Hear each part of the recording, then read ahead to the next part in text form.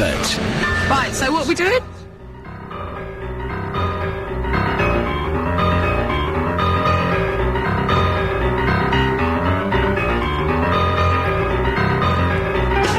Is everyone enjoying the fruits of global warming? It's freezing out there.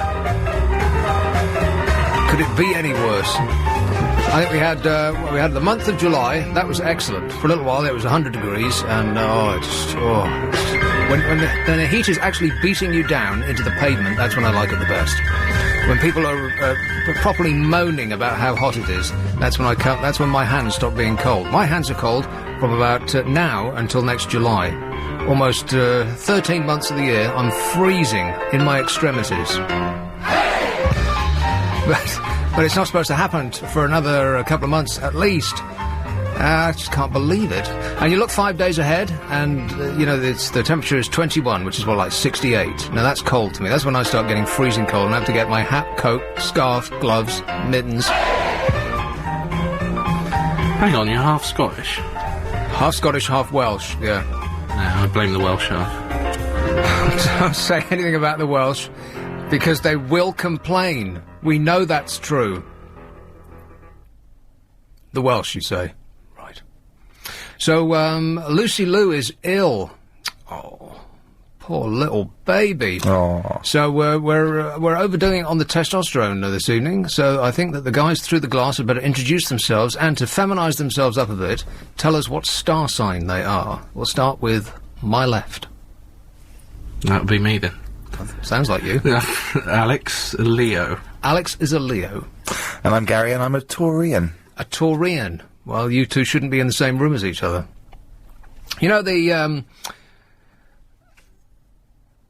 French did a test. They took the French census and examined what job each star sign did, and saw and determined whether it was statistically significant that certain star signs, because I don't know, do we believe in astrology or anything like that? I normally work on the psychic show, so absolutely. You're very loud. You're way louder than me. You normally work on the psychic show. Yeah, well, psychic's got nothing to do with astrology. Psychism. What is it? Psychicism. Psychics. Psychos have got nothing to do with astrology, do they? Suppose not, no. No. And they found, Alex, you'll like this, that it was statistically significant that Leos, I can't even believe that they checked this, because they wouldn't think that there was that many of us. They checked that Leos are more statistically significant to go into radio than any other sign. You believe that? Yes. It's the show-off kind of, Is it? Well, I'm not show-off. Neither do I think that anyone in radio is. I mean, most radio people are weird, because they like being in a small room on themselves, by themselves rather, looking at, usually the walls are beige, and talking into a great big fuzzy microphone. It's not actually talking to people. It's not really communicating with people in a proper sense. Especially if you're a DJ, because it's not even like you take calls. You're just talking to yourself, which is weird, really. It's behaviour that would get you locked up if you weren't getting paid for it. But I don't think that we're show-offs at all. I mean, of all the types of job that you ever met, be honest, radio people are the weirdest, right? True. Are you just saying that? No, I agree with you. Yeah, it is weird, isn't it? I mean, it's just very strange. I mean, television people, they're show-offs, because they want, like, hello, it's me! And they have that attitude as well. It's, hello, excuse me, television people here. Even the runners and, the people who are behind the scenes have that kind of, hello, we're television people, can we get served here? I've met a few radio people like that, too. Really? Who? Okay, we're going to name names now. We're going to give a big, strong list, and this is going to be the poll tonight. Which of the following radio names do you think are the most objectionable? Okay, Alex, off you go. Don't want to play this game? Lucy? Lucy is not objectionable. What if she's sitting at home listening to this now, holding her little stomach going, oh... I think she is. She's in bed. Okay. She's in bed? Trying to stay warm. Right. And it's the gastric flu, whatever that is. What is that? Maybe we should Google it. Is that what she's complaining about? That she's saying that she's got gastric flu? Is that the excuse that she came up with? I didn't get any technical term from her. I was really, really drunk last night, and, Booze. yeah, I think that's probably what it was, yeah. Gastric flu. And how long's she been off with that? One day. A day! Oh, that coincides with the day that she works. Isn't that interesting? Right. So, has the news been, dominated by anything that's deeply serious, thereby not enabling me to talk about anything that's been in the news without facing the grim, bearded reality? You've got a beard, I notice, Alex. Thank you. Thank you. Well, all right. I look like a potato otherwise. A potato? Yeah. Well, that's being very harsh. I think it's true. A 6-foot potato? Exactly. 6-foot potato that would smash your face in if anybody else called you a potato. Let's go to our first call, and I'm going to be requiring a lot of callers tonight, because literally I've got... in the news this week, there was nothing. I'll tell you what was in the news. This is what I brought in from the news this week. There was a guy, a Labour MP, who upset Norwich, which I thought was laugh out loud funny. He's the member for Norwich, and he upset his own constituencies in a manner that you just can't believe unless you saw it written down. London is is incredibly expensive compared with almost anywhere else to live on the... You'd have to leave the planet to find a more expensive city to live than London. It used to be Tokyo, didn't it? And Osaka and places like that. But now it's right here. And that is evidenced in the price of the new seats at Arsenal. Hands up who's an Arsenal fan. No one threw the glass there. OK, let's go through them. Chelsea, West Ham, Fulham, Charlton Athletic, Manchester United. Nothing. I'm running out. Fulham, done Fulham. Wimbledon. I'll give in.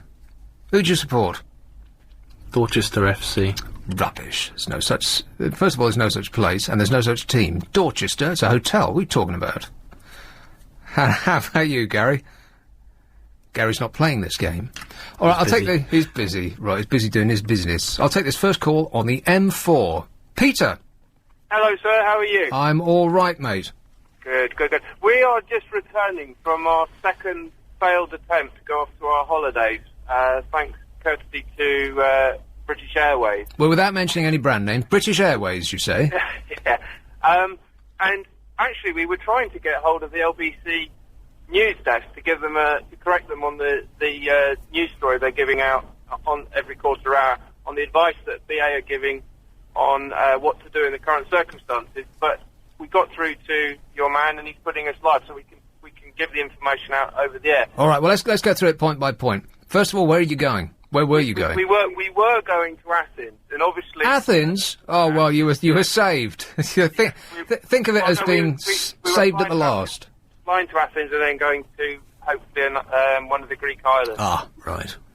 So, but oh dear, what's ended up happening? Oh dear. On Thursday, obviously, a nightmare scenario, and everyone is sympathetic with BA for what happened. Yeah. What time did you get to the airport on Thursday? 7:30 in the morning. In the morning, right? Okay. And obviously the chaos broke out, and it was total pandemonium down at Terminal 1. And so presumably there were a lot of people from British Airways who were coming up and explaining the situation to you and seeing if they could do anything in their power in order to alleviate your pain. Funny you say that, but there was almost nobody. And this is precisely what we've seen tonight. There was absolutely nobody on Thursday. There were no messages coming over the PA. It was complete and utter chaos. It's weird, though. Whenever you have a problem with an airline, it's almost as though they've sacked all of their staff, and you can't find anyone. Yeah, this is a very very interesting point, isn't it? Or have they decided not to turn up because there may be industrial action or something brewing that their PR people are very nervous about getting out? Because when we went back, because we had our flights rescheduled from Thursday to tonight at 9 o'clock, so we were very excited to finally get off to our holiday 2 days later. Now, we knew that we didn't want to go down there because of all the problems when you went down there, because there was absolutely nobody to ask. So we followed the advice that LBC is giving on the news bulletin. Which is what? Website. Well, basically, check the website. Check the BA website. Right. That sounds like good advice. And I was paranoid about it. I was checking it every 15 minutes just to see whether the flight stayed at the confirmed status. And it did. All through today. Our little flight was confirmed. Our little flight.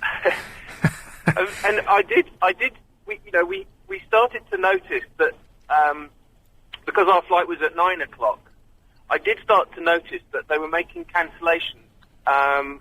They were sort of rolling out the cancellations throughout the day.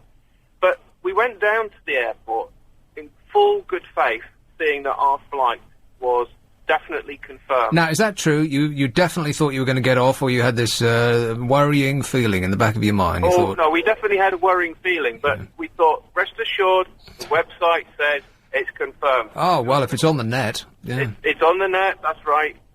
And we checked on the, checked in the telephone people as well. Yes, the flight's definitely on. And of course, when you get down there, that horrible feeling, there's nobody there. There's no one there? Nobody there. Well, you mean behind the desk?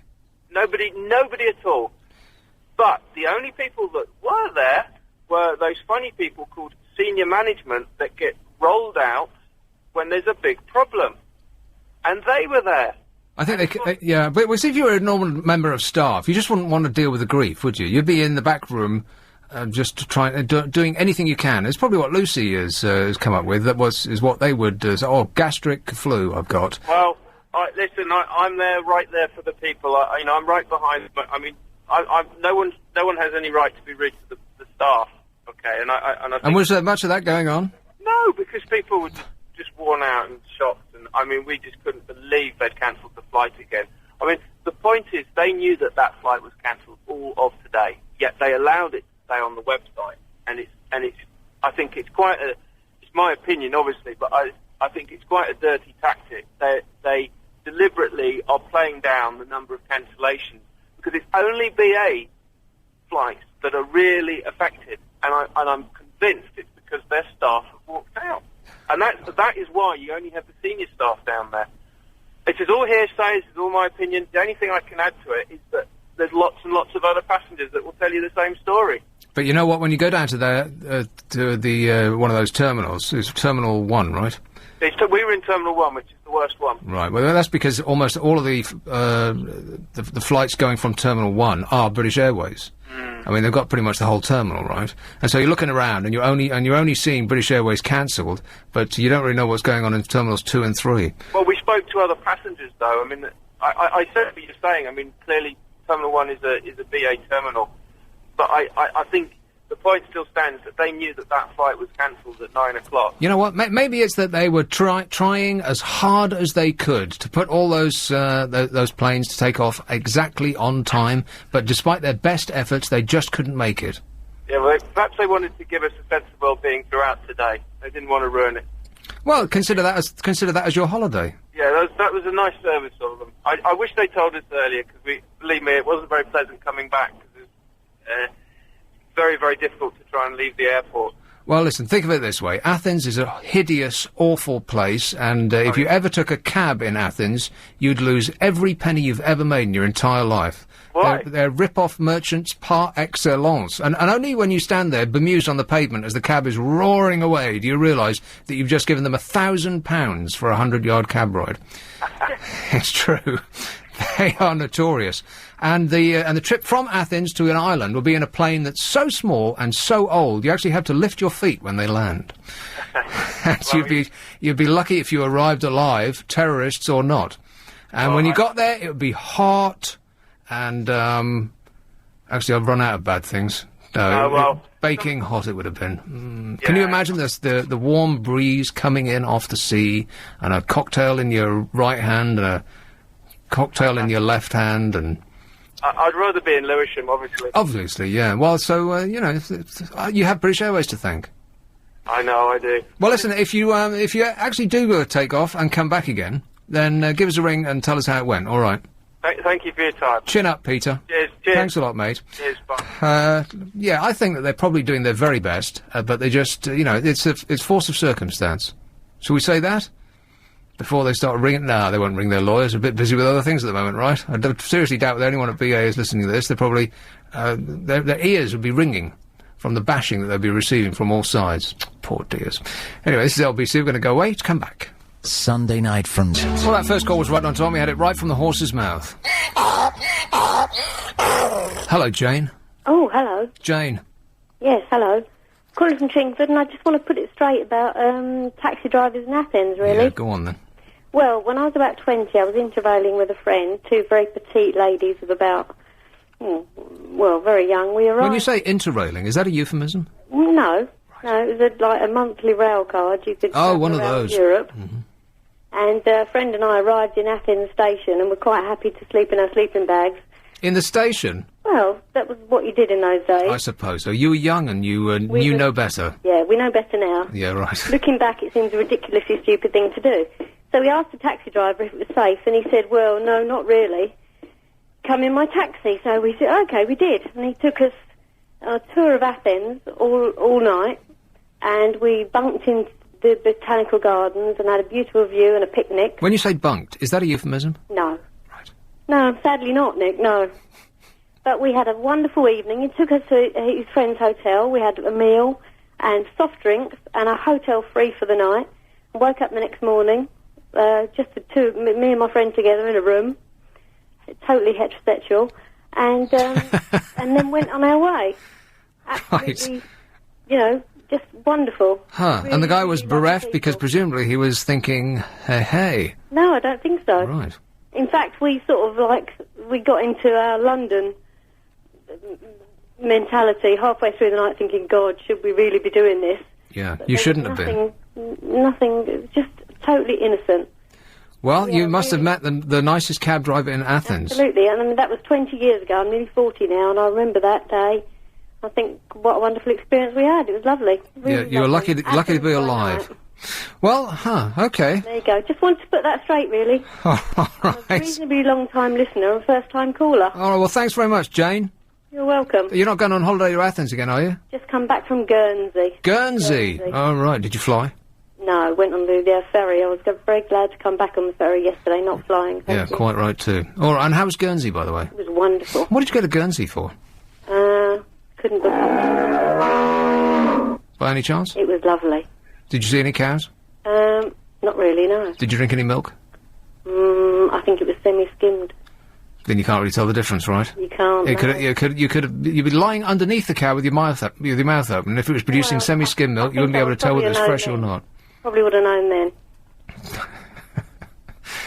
Okay, Jane. Well, listen, thanks very much. All right. Welcome. Ta-ra. Bye. Yeah. Well, you could say it's a generalisation. All generalisations, you could pick holes in them and say, aha, but I do believe if you ever go to Athens, do not take a cab, do not take a cab, do not take a cab. Isn't that right, Mandy? I'm sure it is. How are you, Nick? I'm all right, thanks. Now, I'm a Leo. You're a Leo? It was my birthday on Wednesday. Your birthday? Yes. What does that mean? I heard you say something at the very beginning of the programme about Leo. Was it a big round number? Yeah. It 50. was, actually. Okay, let me guess. No, I'm not going to tell you. 50. No. 40.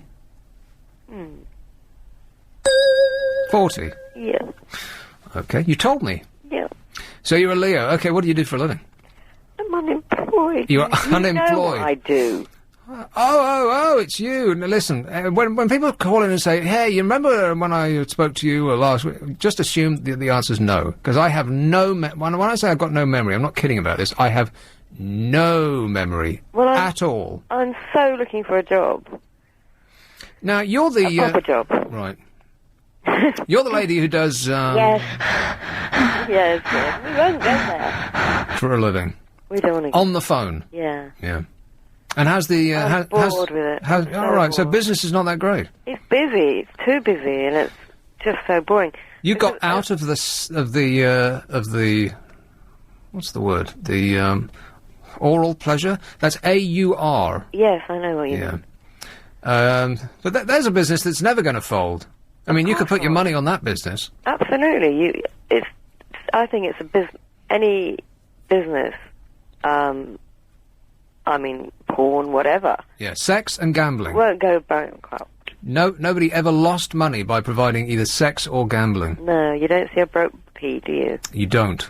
I read today, by the way, this has got nothing to do with anything, but I read today that one of the gambling sites, I think it was Poker Horrors or something like that. Horrors? No, not Pocahontas. Poker R Us, or it wasn't that, but it was something along those lines. Yeah. And it was one of the first ones, and they went public after having been a private company. Of course, when you go public, you have to announce how much you're making. Yeah. Guess how much they were making a day? That's right, £2 million. A day? A day! On the internet? £2 million a day. And up to that point, the city investors had thought, no, we don't want to get into gambling. No one's going to make any money of that online. Everyone was had their hands metaphorically had their hands in their pockets. But as soon as they went public and they said we're making £2 million a day, then they were crushed in the stampede. People were waving their wallets in the air. Did you read about the kid who's 16, 15 years old, went on a gambling site?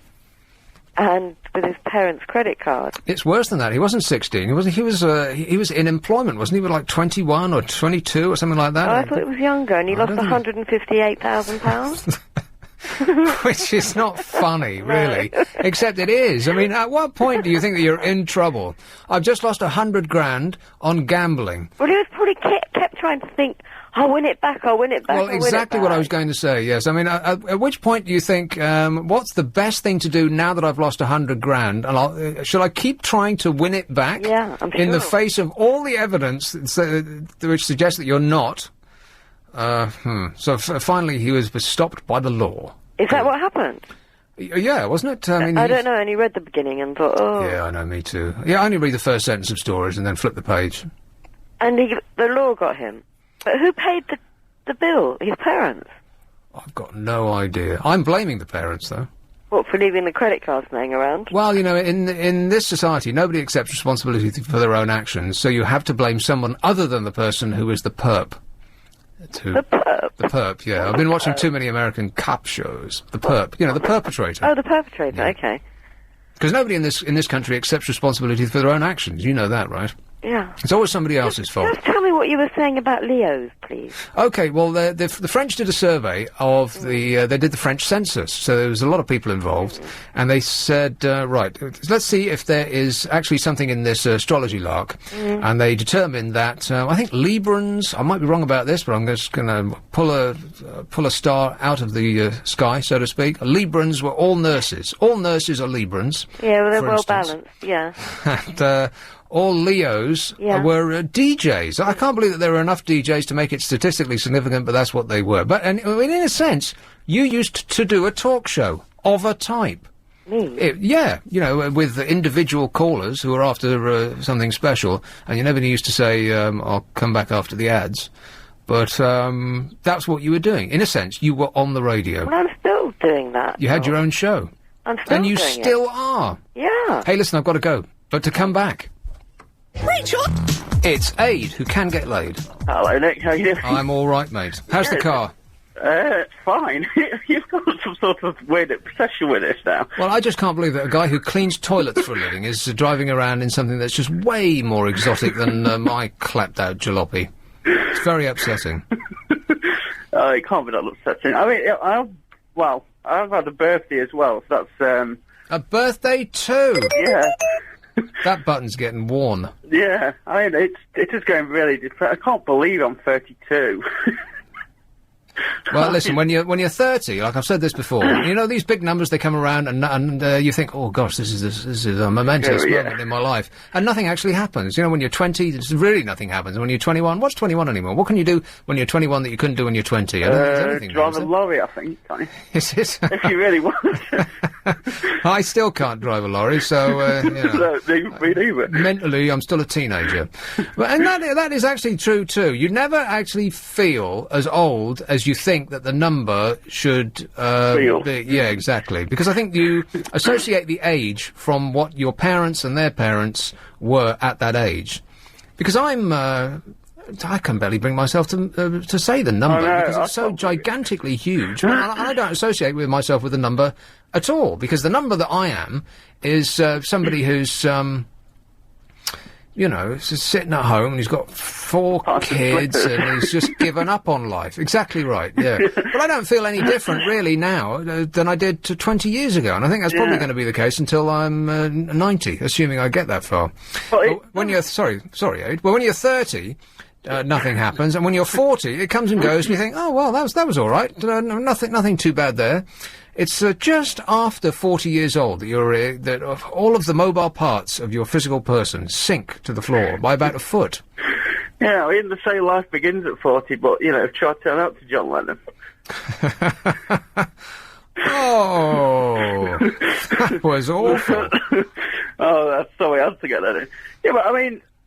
It does hit you, because somebody started at our place yesterday, it's 18, and that means somebody's 18 is old enough to work, and you know, worked out roughly, they must have been born in 1988. How can that be possible? Well, that's exactly how I feel. When people come up and say, or you see it on TV, and they say, when were you born? And they'll say something ridiculous like that, 1988, they'll say, and you think that's impossible. No one was born in 1988. You wouldn't even be alive yet. It's true. Well, never mind. Yeah, the only things that fall out of papers, you ever have a look at something like these magazines trying to desperately sell stuff? And that's all they're doing. I don't know why they bother, because I never look at stuff that either falls out of papers or is included in your credit card bills. They stuff the envelopes with all of these things offering, I don't know what they're offering, because I never read them. They just go straight in the bin. They could be offering me free money, and I wouldn't see it. There was one line about on the table today, because at work, and all because all they have on the TV is Sky News. You don't really want to watch that. So I don't know. Sky News is actually... Because I get up in the morning, I can't... I have to watch television in the morning while I'm having my porridge, because, you know, if you eat porridge every morning for breakfast, it's so boring that you have to amuse yourself visually. And so I'm watching the news, and I flip between Sky News and BBC News, and the BBC News has just got so annoying lately. All they do... It's like it's not a news programme anymore. It's a light entertainment programme where they punt for people's calls and emails. I mean, what kind of a stupid show are they running there? It's incredible how moronic the BBC Breakfast News is. I don't know what the news is like during the rest of the day. Perhaps it looks like an actual news programme. But in the morning, they've got a man and a woman presenter, and they're joshing and giggling with each other, and you know, winking at each other, and they've got in-jokes, and it's just painful. And they're forever saying, and maybe they're trying to justify the licence fee. Oh, look, we're very inclusive, and we like to, bring the public in. But they're saying, well, what do the terrorists were going to blow up 10 planes. What do you think about that? Give us your opinions. We'd like to know. Why would you like to know? It's supposed to be a news programme. You're supposed to be telling us the information, not us telling you. You're the BBC. We give you £84 billion a year in order to come up with this super service, and you're busy collecting information from us to read it back at us. We don't want to know the emails from Edna in Worthing. We've got no interest in what she thinks. Just tell us the facts, Jack. Yeah. Anyway, back to these books. I did look at one, and they got stuff like typewriters. It's just the way they're trying to word it. It says, get back to basics with a typewriter. save a fortune on internet bills and electricity. What? They must have. I suppose that the companies were making typewriters, and that's all they pretty much did, right? Yeah. And so they've got warehouses full of the things. They knew that there was this invention called electricity, but they didn't see the ramifications coming, and so they're totally screwed now due to computers. Yeah. What is wrong with you? I'm choking up. I can say it's. Sorry, it's a bit advanced in age. So you were 32. Yeah. It doesn't sound like you're going to live long enough to be... 40, no? Yeah, exactly. Or 33. Yeah, what else did you have? You're living fast, dying young. Living fast. I didn't realise I was. Somebody told me. Maybe you should stop driving around with the top down on your fancy sports car. Yeah, because it's too cold again like that. Yeah, exactly. And I've given up on summer now. We had a great July, right enough, 100 degrees. That's when I start to enjoy it the most. And then you look 5 days ahead on the BBC weather site, and they give you for the next 5 days, and it's 68 degrees, 68 degrees, 68 degrees, 68 degrees, 68 degrees. And what that means is it's not going to get any hotter. From now on, it's just going to get colder. Can you believe that was it? I'm going to leave all of my equipment on standby from now on, because this global warming is just not having the required effect. No. Yeah, they're saying that like air conditioning and stuff like that. Oh, we're going to suffer next year. It's going to be hot. Yeah, well, they said that last year. And you know what? During July, when it was 100 degrees, I saw the front page of one of the newspapers. What is the point of meteorological study? Because they've got no idea. You want to know what the weather is? Look out the window. It'll be much more accurate than what you get on these websites. And from the weatherman, they've got no clue. They're just guessing. And it said August will be hotter than July. Is August hotter than July? No. No. No, it is not. Wrong. What else did I don't know if I should talk about this, but they had incontinence wear as well that was trying to sell. Incontinence wear. And it says never get caught in those long business meetings. 20 litre capacity. Never get caught short in a business meeting by incontinence wear. So you can just relax right where you're sitting. Huh. Nice. Oh, it's just what's... I mean, I probably won't ever read them again, but it was good. It was a good laugh. It was something to do. Laughing at people who have to wear incontinence pads. Nice. No, I'm not laughing at I was just laughing at the things they're trying to sell. Because, I mean, thank God for electricity, because typewriters were, you walk past an office, and that's all you could hear, the bang, bang, bang, bang. Plus, they were, the backspace button on a computer has got to be the greatest invention in the history of man, because we used to have those whiteout stuff. Yeah. And they used to come in sheets. Do you remember that? The tiny little sheets that looked like pieces of chewing gum. They were that size, and you had to back up the typewriter, which was almost like reversing heavy machinery.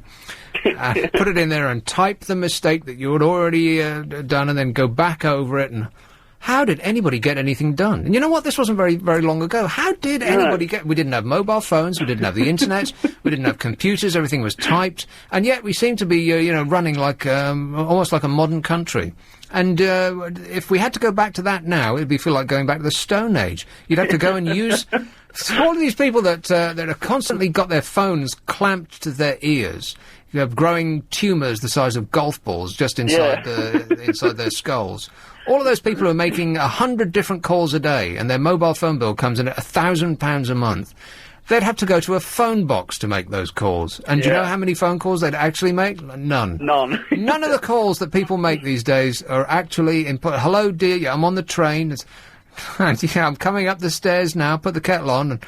It's all just completely... We've lost our minds in this country. We've taken these freedoms for granted, and we've abused them, is what we've done.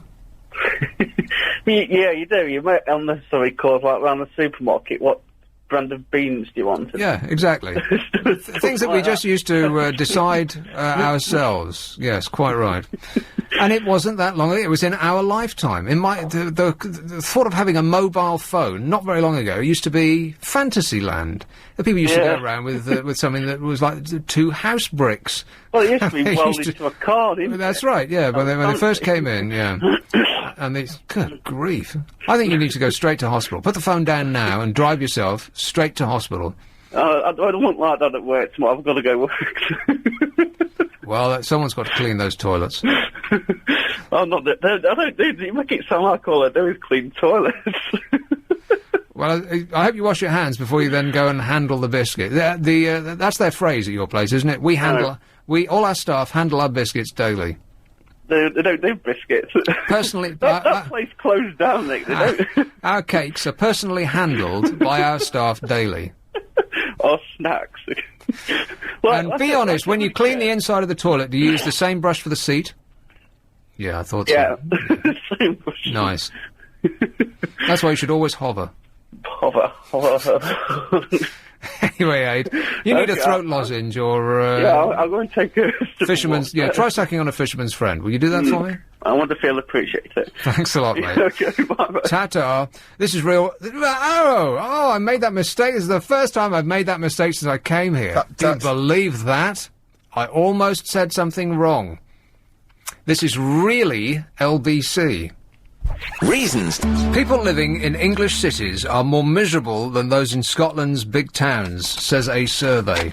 Now, anytime you see says a survey in a newspaper, it's usually because a company is trying to get their name in the paper. So they've gone out and they've asked 5 people, they've asked their mates what they think, and then they come out with stuff like this.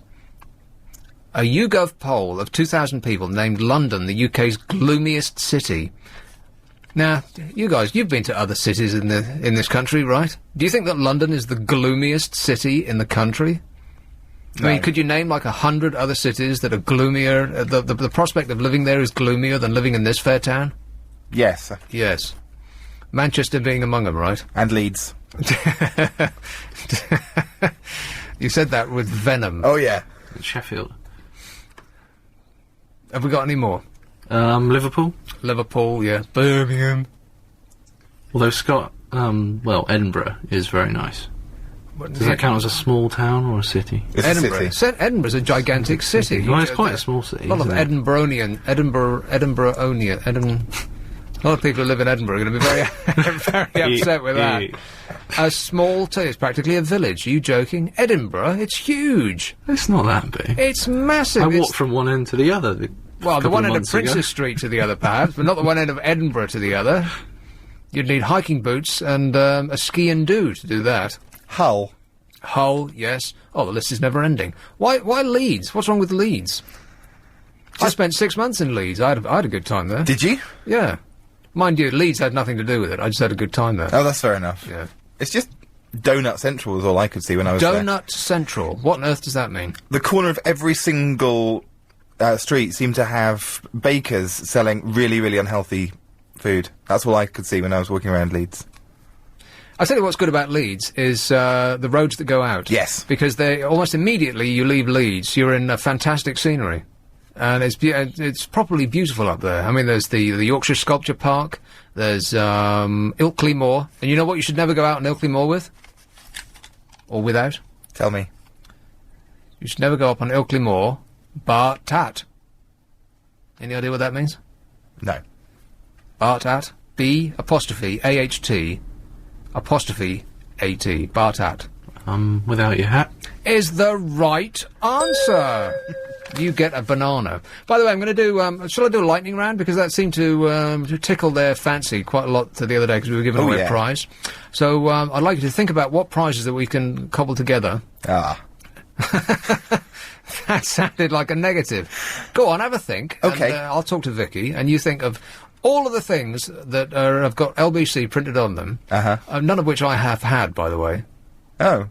Not a single thing. Did Not you a want- pencil or nothing. I'm going to put that right for you. Is that right? Yes. Well, we'd also like to give the maximum amount away for whoever can be the funniest on a lightning round, and we'll do it after the news at 11, all right? Okay. So have a think. Are you thinking? I am. Can you hear? Is that you thinking? Yeah. It's amazing, because you look exactly the same when you're not thinking. Huh. Hey, Vicky. Hello. How are you doing? I'm okay. I was listening to you talking about ages a minute ago. Ages, yeah. Yeah. And you get to your 30s, and what happens? It just starts to fly. Fly? Yeah. Well, What starts to fly? your life. Oh, time. Yeah. Time. Yeah. Tick tock, tick tock. It just seems to go really, really quickly, because it seems like 5 minutes ago it was my 30th, and I'm nearly 34. Well, that's nothing. 34, you're a babe. Yeah, I know, but it's the speed of the time that has gone since. Well, you know why? Why? It's because it's relative to the time that you've existed. You see, when you're like 5, you haven't really lived that long, and so a week, relative to your life thus far, is a very long time. That's actually a good point. point. I've never thought of it that way. I've always wondered why, but that does make sense. Yeah, so if you live, if you've reached the ripe old age of 32, then a week, as a percentage of your life so far, is much, much smaller than it was when you were 5, for instance. That guy before had the cough and a half. I know, he was really sounding his age, wasn't he? Yeah, well, even a little bit older, if you ask me. But, so when you're 32, do you feel any different than, now not 16, because there is a difference there, but say you're like 20, do you feel any different mentally, or... I don't feel any different to when I was 16. Right. And I can remember being 16 quite clearly. Before 16, everything becomes quite hazy. But I remember... What is that? Cider? Anything to do with that? Something like that. Yes. I just don't remember... well, obviously I do have strong memories, but I remember 16 is when things started getting interesting. So, in what sense? Well, I left home really young. And, I left home like a week after my 16th birthday, and I've never been back. And it's been quite a rollercoaster ride since, so... It's been interesting. Wow, you left home when you were 16? My parents had to virtually prize me out with a crowbar. No, mine bought me suitcases. So, right. I'm not sure which is worse. I don't know. I think they're both as bad as each other. I do have a friend who's the same age as me who's still living with her parents. And I have had words with her. I've said that really it has to stop and she has to leave. So she's met a boy and she's moving in with him now. Is he, right. Is she Italian? No, she's not. She's Scottish. Which is kind of odd, really. Well, I don't know, because, I mean, Italians, they have this great family thing going on, don't they? Plus they have no money, so they all have to live with their parents until, well, forever, really, because they can't afford to move out, like, ever. Yeah. Because especially in the south of Italy, which is virtually a third world country. That's not an offensive thing to say, is it? I don't know. It's a fair comment, I think. Yeah, well, if it's true, then hey. That's right. Yeah, but no. And I think that's going to happen more and more now, because no one's got any money anymore. I mean, they're saying that inflation is Gordon Brown is claiming that inflation is about 2%, something like that. But actually, it's way more than that, because his inflation basket doesn't actually include anything that people buy. It's all, it's like tins of beans, and Tesco's and Sainsbury's are fighting over who can produce the cheapest tin of beans. Well, but in reality, what people actually spend money on is, electricity and gas and phone bills and, all that stuff that is going through the roof, and particularly house prices. So inflation is huge, and it's not going to get any better. Particularly, considering the circumstances that we find ourselves in right now. Well, I don't think anybody's going to be able to get on the property ladder any time soon. No, if they're not already on it. Yeah, you know whose fault that is? Oh, mine. Is it? Yeah, it's all my fault. Everything's my fault, so I just blame myself for that as well. And that's why you had to leave home, I bet. Yeah, because it was my fault. No, it's Sarah Beanie. It's her fault. Oh, yeah, because she goes around doing houses up. I'm very suspicious of that programme, by the way. You know that programme, Property Ladder? Property Ladder, yeah, I love that programme. Yeah, it's a good programme. Because it's a good programme because you can sit there and just think, who are these idiots? Where do they get these fools from? And they'll stand confidently in front of Sarah Beanie, try not to look at her gigantic boobs. And they'll say, you know what, Sarah, I'd like to put a urinal in the kitchen. And she'll stroke her chin and say, I'm not sure if that's a good idea. And then they'll go back to and are they going to do it or not? Stay with me and come back after the break. And then, they barely know one end of a brick from the other, and for 45 minutes you're looking at them making the stupidest decisions. I'm not going to have a bathroom inside, I'm going to have it in a shed in the bottom of the garden. And just say, well, is that really going to appeal to the family market? She said, no, I've decided, and that's what I'm going to do. And then after the last break on that Property Ladder show, they come back, and it's as though Lawrence Llewellyn Bowen himself has come in and wafted his magic wand all over the place. Yeah, there's some people with real taste, apparently. Well, yes, but these people were making every wrong decision that you could possibly imagine up to the point at which they showed you what the result of their labours was. Did you see it this week? No, I didn't. Oh, but it's the same. But it's No, there was this one couple ripped this little Victorian... No, it wasn't even Victorian, it was older than that. This little cottage, it was beautiful, and they just ripped it to pieces. They actually took everything out, absolutely everything. It went right down to the sort of brickwork, and there were no floorboards upstairs, nothing. I mean, it looked fantastic when they had finished. Exactly my point, and this is why I'm suspicious. Well, I reckon they must get designers in there. Yes, or something. exactly. There's no way, and that they did it all themselves. Is another comment that she always comes out with. This is my point, and I only thought about this week. I thought, and every time you see the result, you think, oh well, you know what? They weren't that stupid after all. I could do that. They think, wow, if people that dumb have come up with something that looks that good, I could do it. And that's the reason that the property market is totally screwed and no one can buy anything anymore, is because everyone has seen that programme. And the one other thing that happens in that programme is they always look miserable when they're getting, like, a huge profit. Yes. Yeah, they always like, oh, well, expected more than that. They're looking for £10 million. Yes. Yeah. But I think that you're absolutely right, and this is what occurred to me. I think that they've got actual designers and workmen who come in, because the show's the same every week. It's just libelous. I don't know, I'm just guessing. The show is the same every week. They come in and they've obviously trawled the whole of the country for the silliest people they can find. Yeah. To make every mistake they possibly can. And then in the end, you get the feel-good, oh, yeah, you know what, that was a good programme. It was a happy ending, so I'll come back next week, thereby boosting their audience. And it makes you want to go to auction, buy a house and do it up. And I think it's a conspiracy. I think that they must have people from Sarah Beanie's, team who go in there and sort the house up for them, because they all look the same. They all look like show homes at the end. Unless what they do is they show the frontage of the house and then go into a completely different house. Oh, no. Oh, yeah, they could do that, couldn't they? I think that you've gone a step too far, Vicky. I mean, I'm paranoid, but you're off the scale. I'm just a suspiciously minded woman. There's lots of us out there. Well, you keep thinking, Vicky. That's what you do best. All right. Cheers. Ta-da. Bye. This is LBC 97.3. Myself and... So I was halfway through this story, which isn't very long. A YouGov poll of 2,000 people. They asked, why? I don't know. It doesn't say which company they were after or why they were asking what's the grimmest place to live.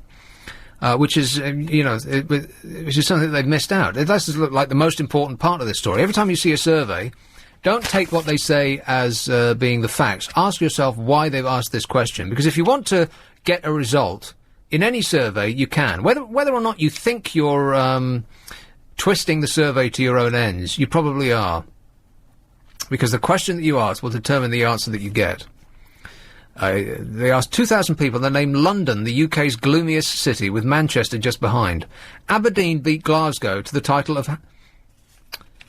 This is ridiculous. Aberdeen beat Glasgow for the title of best place to live. Not just best, but happiest. Now, does anybody associate the people of Glasgow with happiness? Anyone? Hands up in there. Who you associate the Glaswegians with happiness? Oh, get out. Drunkenness, perhaps? That's an awful thing to say. But they're not happy, and I'll tell you why. Because it rains. All the time. It's cold in Edinburgh, and it rains in Glasgow. Because of the mountains in between.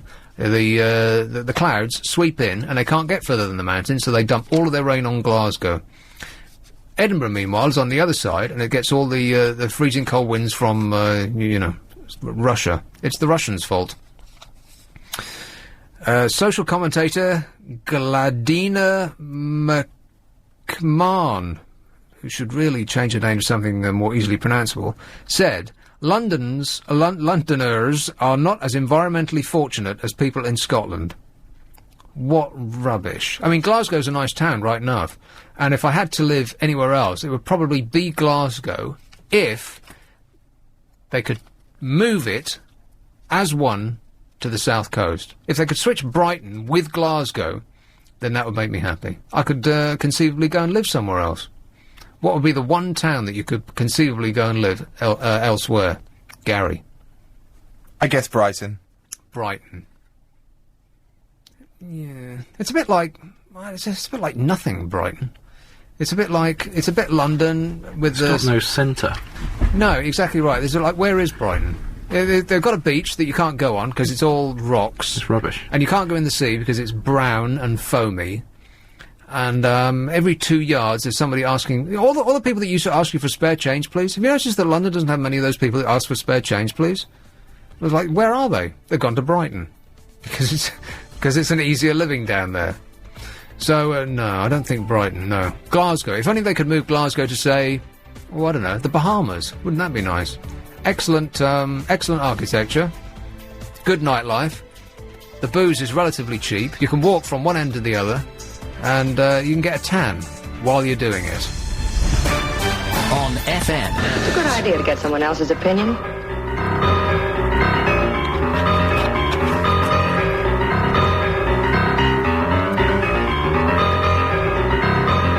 Hello? So, what prizes have we come up with, Thought Police? We have an LBC 97.3 mouse mat. Yes. An LBC 97.3 pen. Yes. ... There's surely more. Oh, come on. Lucy got more than this. I could go to a mug. What do you mean you could go to a mug? What, suddenly you're rationing them out? Just tell us what we've got. I don't know is the answer to that. This is awful. I want Lucy back. You don't know?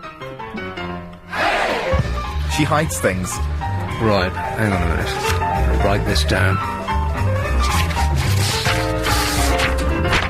A mug. Uh-huh. A mouse mat. Uh-huh. What was the other thing? A pen. Pen. Mug, mouse mat, pen. T-shirt? I don't think we haven't... Do we have any T-shirts? Any clue? Nope. Do we have, like a leather blouson? Definitely not. No. No. Trousers? No. Pants? No. Shoes? No. Socks? No. Umbrella? No. We have to think about that. Now, is it because we've got umbrellas but they're too expensive to give away? I've never seen one, but it does sound like a good idea, doesn't it? Yeah, I'd like an LBC umbrella. You know what? I like our logo. It's red, blue and black. Yeah. Nice. And that would look good on an umbrella. There might be Nick Ferrari waifus. I think we'll leave those out of the list. Okay. A signed photograph of Nick Ferrari. I think we'll leave that out of the list. You could sign it. A mag? Mag. We've got any mags? Do we have any mags that used to come in a brown paper wrapper? People, look at that. The phones are exploding now. I think you're going to get a mag. Not that kind of mag. A mug. A mug, a mouse mat and a pen. Is that it? There's got to be something else. One more thing. I'm sure that Lucy came up with one more thing. A Did mug, she? a mouse mat and a pen. Okay, I'll have a little dig around for you. I'd like to do a lightning round. Now, last time I did I love. No, the idea of this is that you just finish the sentence. That's all. We won't get in a conversation, and whoever comes up with the funniest, the most amusing, the one that tickles me the most, will get all of these fabulous prizes that have just been explained. And Gary is modelling them right now. Yes. Now, I did I love last time. People were calling in and finishing the sentence I love. Because, I wanted to end on a positive note, and there's always something that you've got to love, right? Mm-hmm. Now, the opposite of that is, of course, I hate. No. But I'm not sure that I want to do that, because it's just too... these are negative times that we're living in, and everybody's freaking out, and I thought, I could repeat I love again, but then that seems like you're going over old territory. I don't want to do it, because it's my last show. I know that a week has gone, and it seems like much longer than that, doesn't it? Perhaps it's just because I've been working every day for a month. Tomorrow I'm going to fall over like a felled tree. It's my last show, having worked every day for a month. Sometimes twice a day. You're stunned. It's a lot of work. It is a lot of work. A lot of work. So next week I'm having it off. Let me rephrase that. Next week I'm having the week off. That's much better. So how many hours work a day is that? Oh, just boatloads. 16, 17 hours a day sometimes. Barely enough time to sleep and eat. Wow. A mag, a mouse mat and a pen. So, are there any suggestions from you people at home? Perhaps, how many of these have we got? Can I give away 2 lots? It'd have to be really good for 2 lots, I think. Okay, well the first thing I'd like is, what sentence should we finish? For a mag, a mouse, a mat... Why do I keep saying that? I'm going to write it in capital letters. Mug.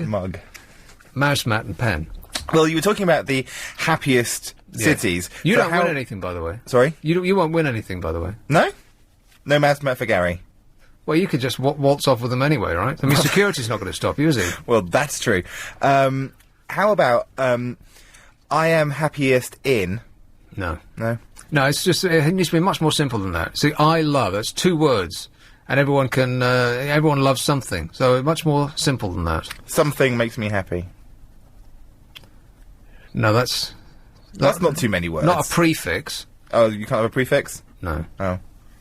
Has to be a suffix. Okay. Didn't realise that was the rule. So, is anybody at home for a mug, a mouse mat and a pen got a sentence that I could finish? 0870 9090 973. And then once we've got that, then we'll actually do it, and then we'll give away another set of a mug, a mouse mat and a pen. All with our groovy LBC logo written right on it, which must have cost £1 million. Because it's true, every time you want a new logo, you have to go to a logo company and they say, ooh, tricky. They'll say it's like getting a plumber in. That'll be £1 million, they say. I'll just pull these people up off the air, all right? Let's see if we've got anything. Sean. Hi, Nick. I reckon it should be I admire. I admire. I'm going to put you on hold, all right? Okay, cheers. Did I put him on hold? How did I... Okay. Huh? How do I put him on hold? You tap him, right? I'm tapping. Can you hear me tapping? I'm tapping and tapping and tap. You put him on hold. Do it. Is the machine broken?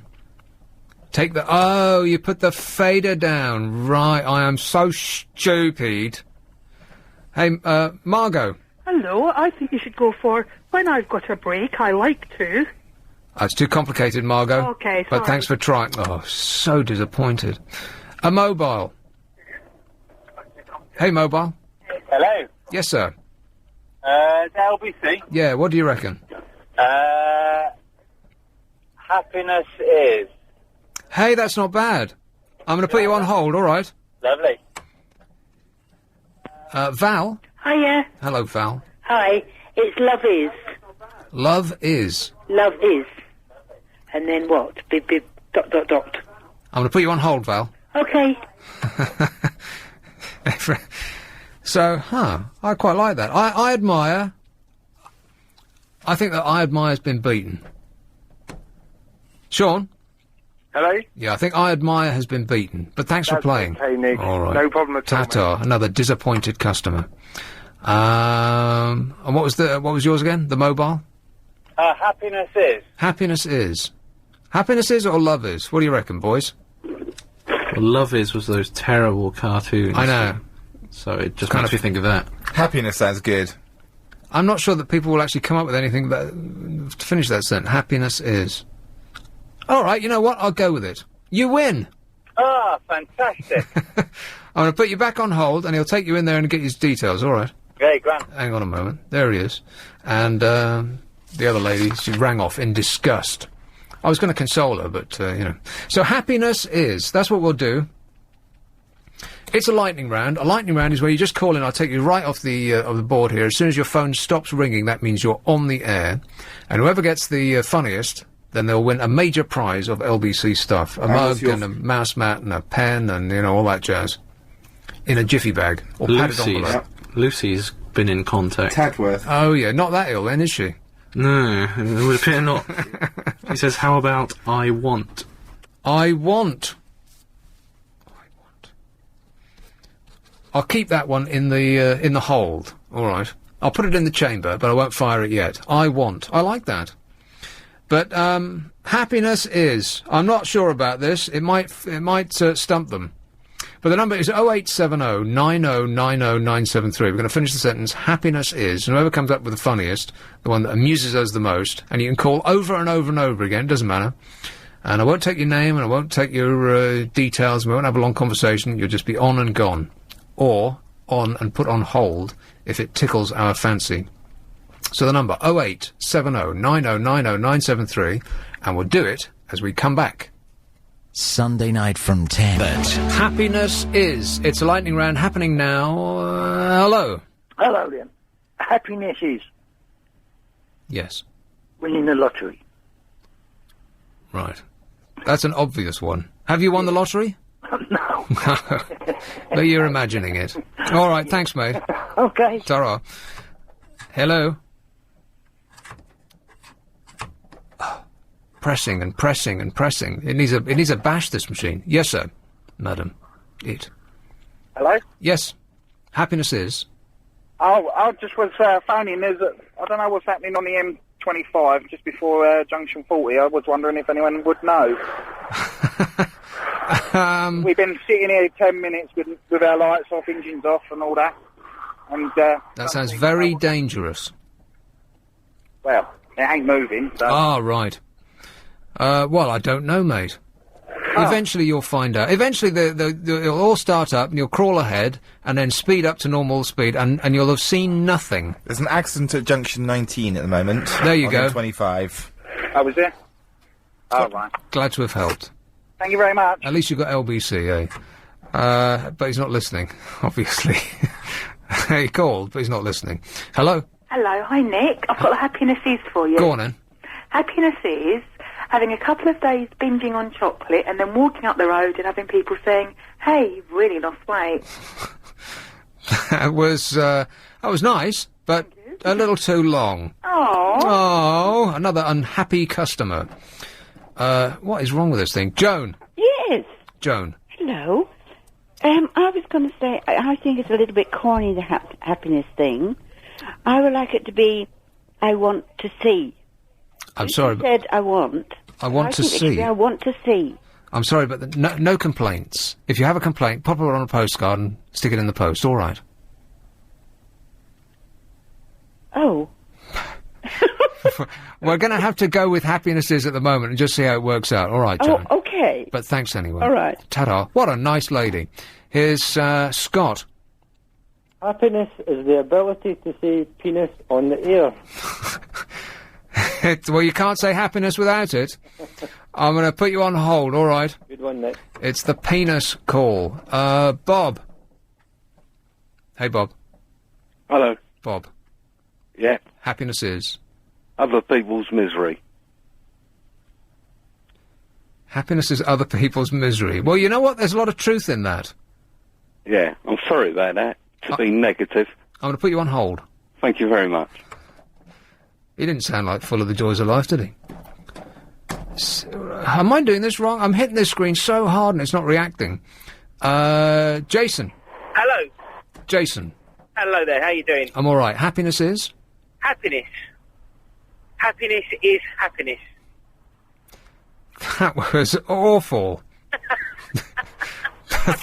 But thanks anyway. You are trying, yeah, no question about that.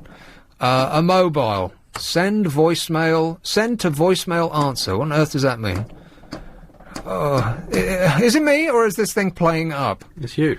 Yeah, how can it possibly be me? A gentle touch is needed. Well, no, I'm gently touching it, and nothing is happening. See, gently touching and touching and touching. Who do you want? Number 10. Oh, the one with the... Yeah. Oh, you're not supposed to go there? All right. Number 1. Hello. Happiness is watching Pete and Nicky from Big Brother. What have they done now? Well, they're busy cuddling each other. Oh, it's just God. lovely. It's a bit vomit-inducing, though, isn't it? Oh, no, but it's really sweet. They've been through a lot. They've been through a journey together. The one I find, what you just said, is the Welsh guy. He is definitely what you said. The Welsh guy is definitely what I said. I've got no idea what you're... Vomit-inducing. Vomit-inducing, right. Yeah. Okay, Anyway, how are you, Nick? I'm all right. Can you call back later? I'm a bit busy at the moment. Call back later. Yeah, we'll have a chat later. In other words, I'm boring. No, it's just that I'm busy at the moment. You know, I'm doing this thing. We'll have a chat later, all right? Okay, then. Ta-ta, all right. mate. All right, Pop, because, yeah. It's, Banstead. Happiness is slapping Ian Lee's critics with a wet fish. Congleton. Happiness is the greatest gift that I possess. I'm going to put you on hold. Da, da, da, da, da. If only I had that music. Here's a mobile. Happiness is? Happiness is LBC, which is the place to be. Oh, the place to be. I thought you said... I thought you said happiness is LBC, which is supposed to be. Which didn't sound like the end of a sentence to me. And I'm thinking, oh, God, what's coming next? It's right, the place to be. No sucking up. Yeah. No, not yet, no. No sucking up. You don't get any prizes for sucking up. Sarah. Oh. Struth. A gentle press does not work. It just doesn't. I'm gently pressing it and it's not working. Maxine. Ugh. You need a hammer. Gently press it with a hammer. Yes, Maxine. Finding out that things could have been worse. Finding out that things could have been worse. Nope. Try again. Alan. Happiness is waking up each morning at 93. You're still alive. Oh, absolutely. But that's a joy. A mobile. A mobile. Oh, send voicemail. Send to voicemail answer. What the hell is that? I'd go for answer on that one. Send to voicemail Unless answer. you're looking What at the hell line does that 1, mean? which, you know... Are you looking at line 1? Sean. Happiness is John Gaunt and the switch-off button. Yes. He has got to have the worst column in Fleet Street. I mean, how much must he get paid for that? Like £100,000 a year to come up with that one page of stuff that he does? And you're thinking, why? Why? Anybody can get a column these days, it seems. It's incredible. Anyway, look, I'm pressing it really hard. A mobile. Oh, yeah? Yes. Happiness is... Happiness is a warm gun. A warm gun. And almost finally, yes. Happiness is... Yellow. Happiness is... Too late. Jamie. Happiness is the last thing you expect from a blind date. And Paul. Bonjour. Bonjour. I am on the radio. Sounds like you. Yeah. I can say now. Please do, yeah. Happiness is... I think a penis is man's greatest gift. Sarah. Okay. Sarah. Oh. Maybe it's because I'm pressing it with my left hand. I'm going to punch a hole through that screen. Sarah. Okay, hi. Happiness is making love to a very nice man.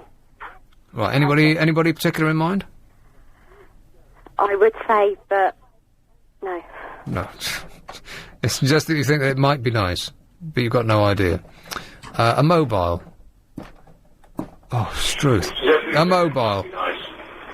Happiness is? A mobile.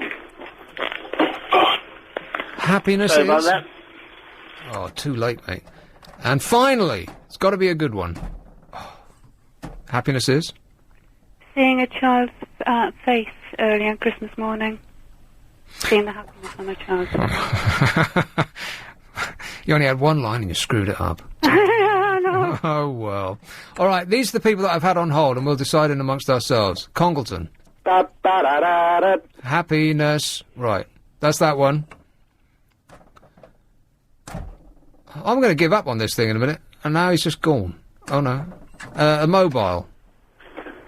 A mobile. Line 4, yes, you. Happiness is? Hello. Yeah, yep. A warm gun. A warm gun. I'm sure I didn't put that on hold.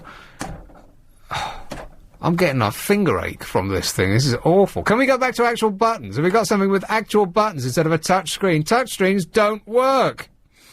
The mobile. Yellow. Mobile's gone. Scott.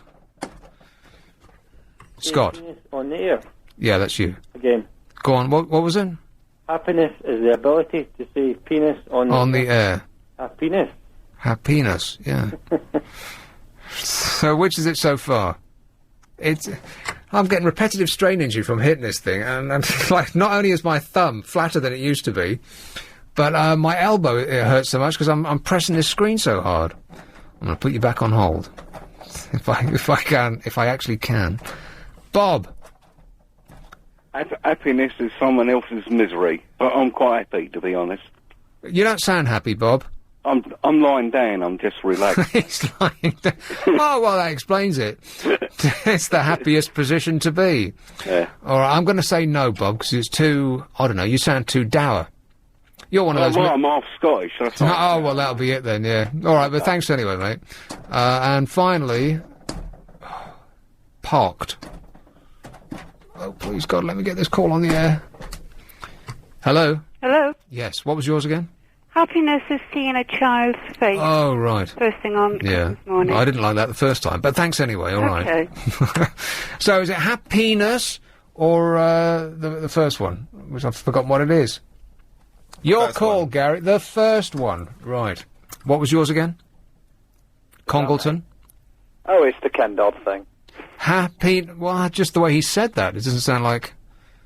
He kind of blew it there, didn't he? Yeah. Oh, you were going to win, and then just at the final hurdle, just the casual way in which he said it, which means that the East Kilbride call got it with Happiness. is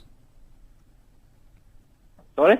happiness I'm on air. is the ability to say penis on air. penis on the air. You win. Yeah, brilliant, Nick. Isn't that incredible? Fantastic. London should be ashamed of themselves because, what? We don't post to Scotland. Oh, rubbish. Oh, we. Yeah, exactly. He's right. Oh, we. Yeah. All right, cheers, mate. I'm going to put you on hold if I can manage it, and he's going to take your address. All right. Thank you. Ta-ra. That London should be ashamed of themselves because a bloke from East Kilbride beat the lot of you. 13 million people, and the winner was a Scot. Awful. We should be hanging our heads in shame, which we'll do. Do we have to go away and come back? Not yet. Excellent. Oh, I'm seriously. Does anybody else have these troubles, or is it just me? Just you. Well, I've got. You'll be off work for a week. Yeah, I've got like tennis elbow from doing that. Touch screens. It's a technology that doesn't work at all. Not now, not ever, never. It's supposed to be like a light touch. Am I right? Bye-bye. Apparently. So, is he happy? Elated. Well, that's what it means. You see, in Glasgow, just exactly like that survey said, all the happier people are in Scotland, not England. This is definitely not Wales. He's elated. He's going to get a mouse. Matt, let's send him a mouse. How many mice have you seen in the building? I was in a posh London hotel, begins with S, and every time the waiter used to go by in the American, they call it the American bar, he used to bang into into a chair that was not being sat in. I thought that was bizarre behaviour because there was plenty enough room for him to go by. Every time he would walk by, he would bang into the chair and knock the chair against the table. I thought, what on earth is he doing? And then, after about half an hour, we saw a mouse come out of the skirting board, run along the floor, and then disappear back into the wall again. And he was banging into the table to make a noise every, like 2 minutes in order to scare the mice away. Isn't that shocking? This is a hotel that would charge about 500 quid a night to stay in. And they're overrun by mice. But mind you, that's probably the case with every hotel and restaurant in the country. Wasn't Tesco's? Aren't they about to be fined for having mice in their crisps? I found a fly in my porridge the other day. I mean, porridge isn't boring enough that you actually find dead insects in it. So I'm going to box it up, and I've got the fly in. I kept it. I preserved it in a sandwich wrapper. And I'm going to send it back and see what they do. I wonder what you get for finding a fly in your porridge. Think you'll get just like a letter of... That's right. What? A year's supply of free porridge. That's what I'm hoping for, yeah. Not just a letter of apology. Yeah, we're really sorry about that. Nothing we can do.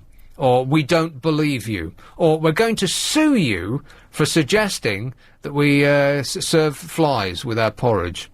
Something like that. But I'll do it, and then I'll report back, all right? The Radio... A Labour MP has said that inbreeding... this is my favourite story, though. In fact, the newspapers were full of you-know-what, so there's absolutely nothing of, to amuse at all. Which they're probably very grateful for, because, August is the silly season, and they'd have nothing... before Big Brother, they really didn't have anything to write at all. And then that programme came along, and it was manna from heaven. And so they're scrabbling around, but these days, of course, the papers are full of actual news. For almost the first time in the living memory. But this story was just perfect. A Labour MP has said, as they're inbreeding may be partly to blame for a rise in diabetes cases in his constituency in Norwich. Not someone else's constituency. This is his own constituency. Inter-family relationships could have led to a sharing of a gene linked to the condition, former science lecturer Dr. Ian told BBC Radio Norfolk.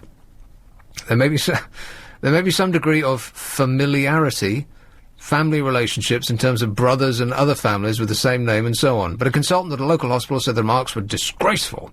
It's an insult to the people with type 1 diabetes and their families, and it's an insult to the people in Norwich. Yeah, I think so. There's no suggestion that that's the case. It's not the way that genetics works. But hang on a minute. Dr. Ian was a former science lecturer. Research suggests that 345 children in Norfolk suffer from type 1 diabetes. Dr. Ian said that people with the word inbreed think that Norwich is closed off. It doesn't interact with the world. Norwich? I mean, I know precious little about Norwich, other than the sale of the century used to come from there. You have any experience of Norwich? Yes, it's great. Is it? Yes. What's great about it? It's a really, really nice city. In what sense? The city of brotherly love? No, it's just nice. I mean, I come from that part of the world. Oh, right, well that explains it. So I'm a bit biased, but it is quite a nice city. You know, like the way when you're walking around Edinburgh and you've got the big castle looking down on you? Yeah. You've got that, but it's not quite such a nice castle. Right. Did that help? Not really. Okay. I mean, the scenery is not what we're discussing here. Is there a sense that people are their own fathers? You get that kind of rumour around that kind of part of the world, but I don't think it's true. Now, why do you get that kind of rumour? No smoke without fire. Why do you get that rumour about people? Because I've not heard this before, but a lot of the stories said that Norfolk seems to get these kind of this kind of tag. Well, it's kind of the sort of the countryside, the farmers sort of. It's similar to the whole Welsh thing, isn't it? The Welsh thing? Oh no, not again.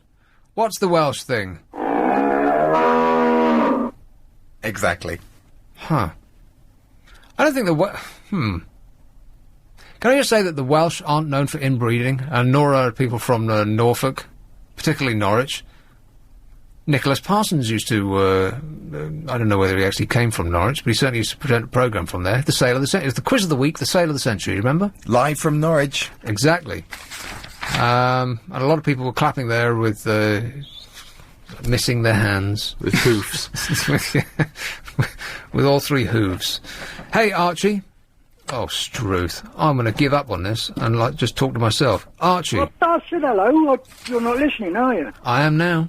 Oh, I said hello, Nick. Hey, Archie. Oh, mate. I'm just ringing to ask you to stop moaning. That first segment, you didn't stop moaning. Moaning? But, oh, me finger. Oh, did you hurt me wrist? Oh, me elbow. Yeah. Oh, me arm. Well, your finger's connected to you. I'm pressing a little button. There ain't no buttons. If only there were. No, I know what they are, yeah. But it can't be. It's not that desperate. Well, you come over here and you try it, Archie. I double dare you. No, I'll tell you what, you've got an up on me anyway, because I've only got one arm anyway. You only need one. Yeah, I'll get tired or I can't change over. So what have you been up to today, then? Not a great deal. Not a lot. Not a great deal. No, well, nothing, in fact. Nothing? You must have done something. Must have done something to, No, lounging. Lounging? Nothing. Lounging. Smoking. Smoking. Oh, well, you should have said smoking. That's it. And that's hard enough, isn't it? So you've been smoking in your lounge? I smoke anywhere, everywhere. I'm a prolific smoker. Prolific. I'll get through about 50 fags a day. Oh, Struth. I know. Mind you, you can't be doing me a great deal of harm, can you? How old are you? 67. You're 67 years old. 67 come the 23rd of this month. And how'd you feel? All right. All right. That was a qualified all right. Well, yeah, not too bad, I don't suppose. Considering? But, I had got an accident a few years ago and... Considering you're walking around with, like, 3 litres of tar swilling around in your lungs. I don't. Well, I smoked since I was 13, and I'm not stupid enough to say it doesn't affect you, because it obviously does. You know, some people do that, like Keith Richards, for instance, has taken every substance known to man, and it doesn't seem to affect him in any way whatsoever. And other people die, like Roy Castle. He never smoked, and he died just breathing in other people's. Yeah, he lived a blameless life, that guy, and look what happened to him, poor guy. Mind, I think he worked himself to death. No.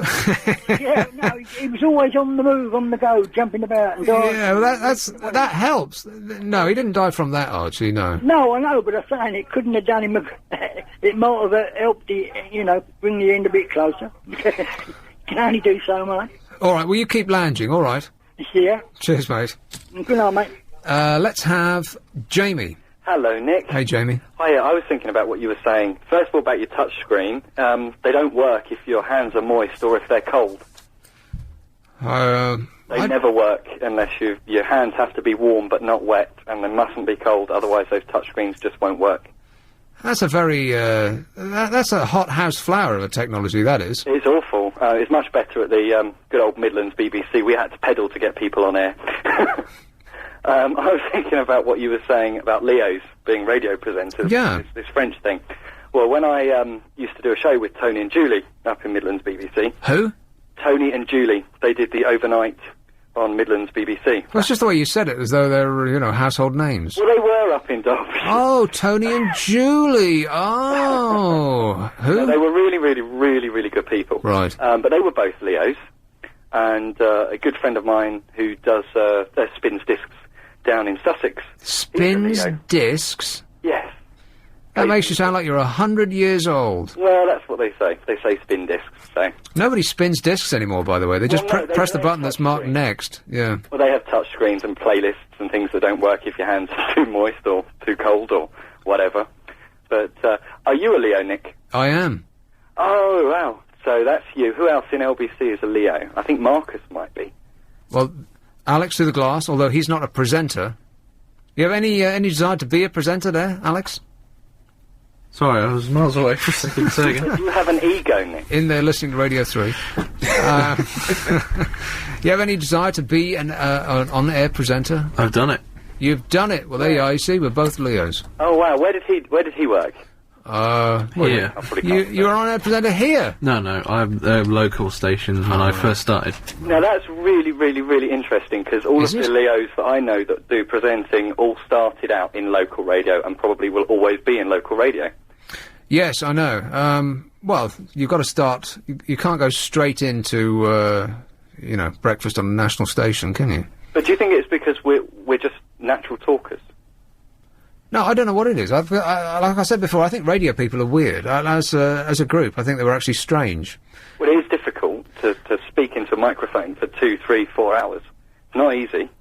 And that's why co-presenters do quite well. I mean, Tony and Julie, they just bounced off each other the whole time. So they needed two people to do an overnight show on a local BBC station? Nick, they're a couple. They're married. Julie is absolutely gorgeous. She's definitely got a face that's not fit for radio. Yeah, but that's irrelevant. My surprise is that they need two people to do an overnight show on a BBC local radio station. Well, they have so much money. They're just throwing it away. Oh, no, Nick, no way. They had 2 studios in there. One was doing the BBC Asian radio station, and Tony and Julie were in the smallest studio ever, and the equipment that they had to use was, well, definitely not touchscreen. It was not easy, but they were brilliant, and of course it all got closed down, and I don't know where they are anymore.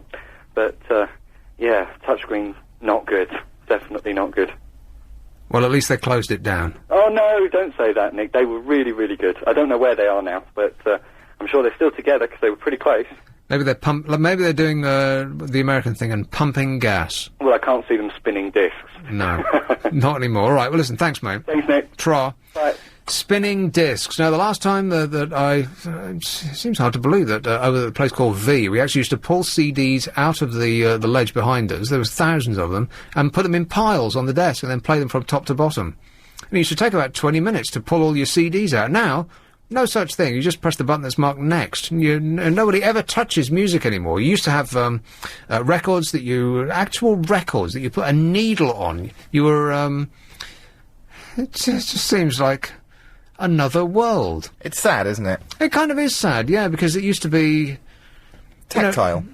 Tactile, and there used to be something to it. There used to be, because if you had to go out on the news on the 2nd, you used to have to time the record with a stopwatch, and then back-time it until, to put it on at precisely the right times that it would end on time. Now, it's all done for you. You just set the machine up, and you don't even need to be there, really. In fact, a lot of stations, no one is there. You could feel the music you loved. Yeah, all right. Okay. Sure, why not? Hello, David. Oh, good evening to you. I'm Capricorn, married to a bull. You're married to a bull? Yes, Taurus. Congratulations. And after we'd been married 10 months, guess what we produced? A cow. Not far wrong, it was a dog. Actually, it was a dog from Battersea. You produced a dog? Yeah, actually, it was from Battersea. You said you produced it? Yeah, from Battersea. You mean you fetched one from Battersea? Yes. Anyway, we had a dog between us. And it turns out that my wife was diabetic, the dog became diabetic, and then I did. Well, there's... Right, and you don't even live in Norwich. That's excellent. Thanks a lot, David. I think we've got to leave him there. There's so many different questions that I'd like to ask, none of which I think the answer could be broadcastable. This is LBC. Nick Corrupted. There seems to have been a lot of transvestites breaking the law lately. A cross-dressing, rollerblading bank robber was jailed for 6 years in Australia recently. Nina Leolanu. Isn't there a newsreader called Nina Nano? Makes me laugh every time she comes on. Nina, here, and over to Nina Nano. I'm childish that way. Nina Leolanu, 32, dressed in women's clothes and made up his face using his mother's cosmetics before holding up a bank in Melbourne with an imitation pistol. He then made his escape with $24,000 on rollerblades, speeding along narrow walkways so that cars would be unable to pursue him, a court heard. Judge John Smallwood. Imagine being called Smallwood. I mean, you'd do anything to change that, wouldn't you? And his first name's John. Judge John said Lanu, who lived with his mother in a house opposite the bank that he robbed, is an emotionally, socially disconnected young man. Yeah, at the very least.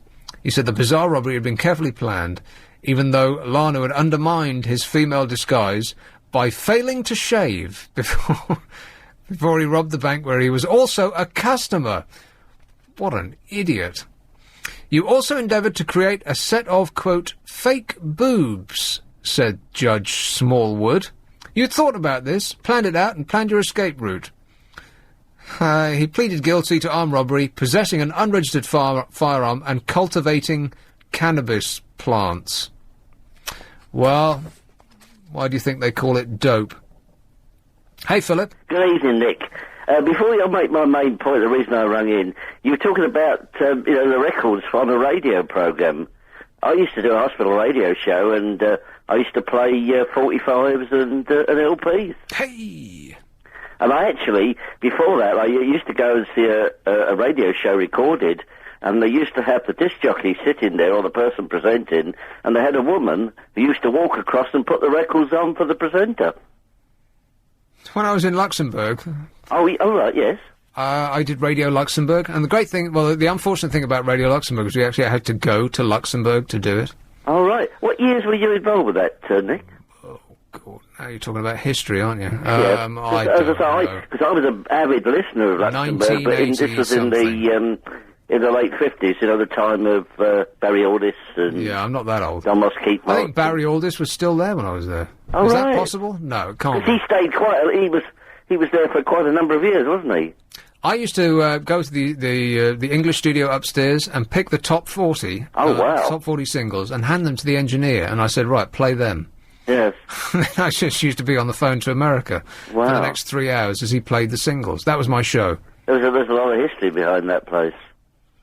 Things that went on, they threw it all out. Yes. They did. They backed a lorry up to the building and they threw out all of their records. no. I couldn't believe it. Wow. A lorry full of 78s, and if you mistreat a 78 record, like if you, it'll just snap. And they were carrying them out in wheelbarrows. I was stunned. Because they used to have the sponsored program in the early days, you know, where a company would sponsor a whole show for a quarter of an hour, you know, so you'd have the Horlicks hour, you know, that kind of thing. But the reason I rang, Nick, you said you wanted an LBC umbrella. Yes. Well, I haven't got one of those, but I've got an LBC day glow jacket. In the late 70s, LBC had a promotion where you could buy a day glow jacket for your motorbike, your bike, or in my case, a little pooch, maxi moped. That's not really a promotion, that's more like, so they're just selling them. Yeah, but there was good reason behind it, because, I mean, they were for safety purposes, and I think on one or two occasions it certainly saved my life. People could see you coming down the road. And on the front it had LBC, where news comes first, which was the jingle in those days, the slogan in those days, and it had all the wavelengths, 261, 1152, and 97.3. 261, I don't think such a thing even exists anymore, does it? Well, no, that is 1152, isn't it? Oh, in old money? In old money, yes.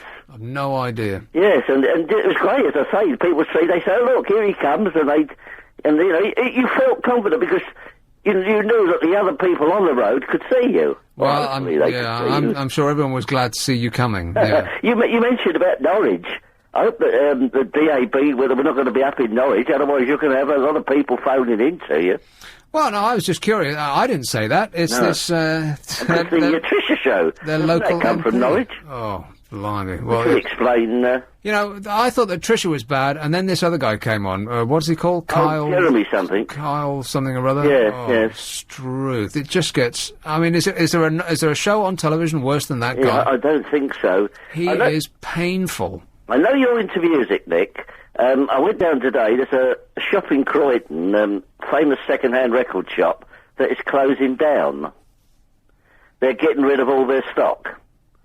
And I went in there. Some of the records, the LPs and stuff they're selling, they had Jason Donovan things for £1.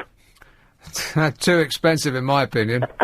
And there's some really interesting... A lot of the stuff that they've got in there, that they got things like £100 for certain rare LPs.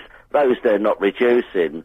But, you know, oh dear, you know, I'd mention it to you, seeing you're into music, you know, that maybe if you're passing, you'd find a bargain down there. Mrs. Mills. I'll never... Mrs. Mills. Oh, yeah, we should definitely put some Mrs. Mills on, yeah. Yeah, I mean, you might even be able to get some music for your show. Yes. Your music show, not the one that you're doing this evening. No one chooses music on the radio anymore. No one. That I think is wrong. I mean, they feel so... what's the word I'm thinking about? Yeah, it's uniform, it's controlled... Well, you know what? There's a good reason. Aren't you allowed to pick what you want to play? No. There's a good... No one is. No one in radio chooses their music anymore. It's all it's all heavily researched, and there's a good reason for that. Is that if a DJ went on and started playing all of his favourite music, then everyone would be freshly switching off. Well, yeah, I mean, you've got to have... I mean, I don't think a professional... DJ, or what you want to call them, would do that. I mean, he might play one or two songs that he likes, but I can't believe that he would play all his favourite music. No, the era of people making it up as they go along is long gone. Who were the people you used to listen to, Nick, on the radio before? Well, you know, the same people that everybody else did. John Peel, Kenny Everett. Yeah.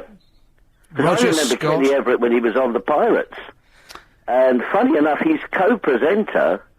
Dave Cash. Still doing a show to this day. Dave Cash? Yes. The Kenny and Cash show? Yeah, Dave Cash does a show, actually, I believe on a Saturday night, he does the show right across the south coast, playing oldies, and then I think he has an hour of rock and roll.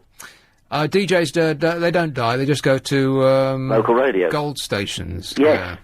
Anyway, Nick, I think that's all I've got to say this evening. Well, you said it well. Thanks a lot, Okay, fella. Nick, bye. Ta-da, mate. Have we got the newspapers coming up? Guess what they're going to be full of?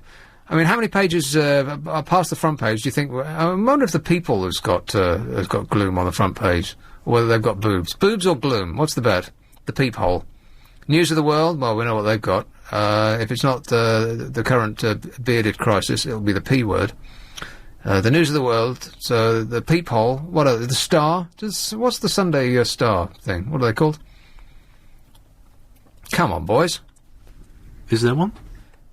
Or is the Star the peephole? The peephole is is part of the Mirror group.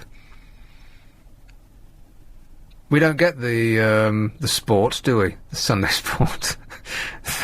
They won't have terrorism on the front page, you can bet that. Hey, Tallulah. Hey! Rock and roll! Exactly, Philip just said rock and roll! How you doing, dear?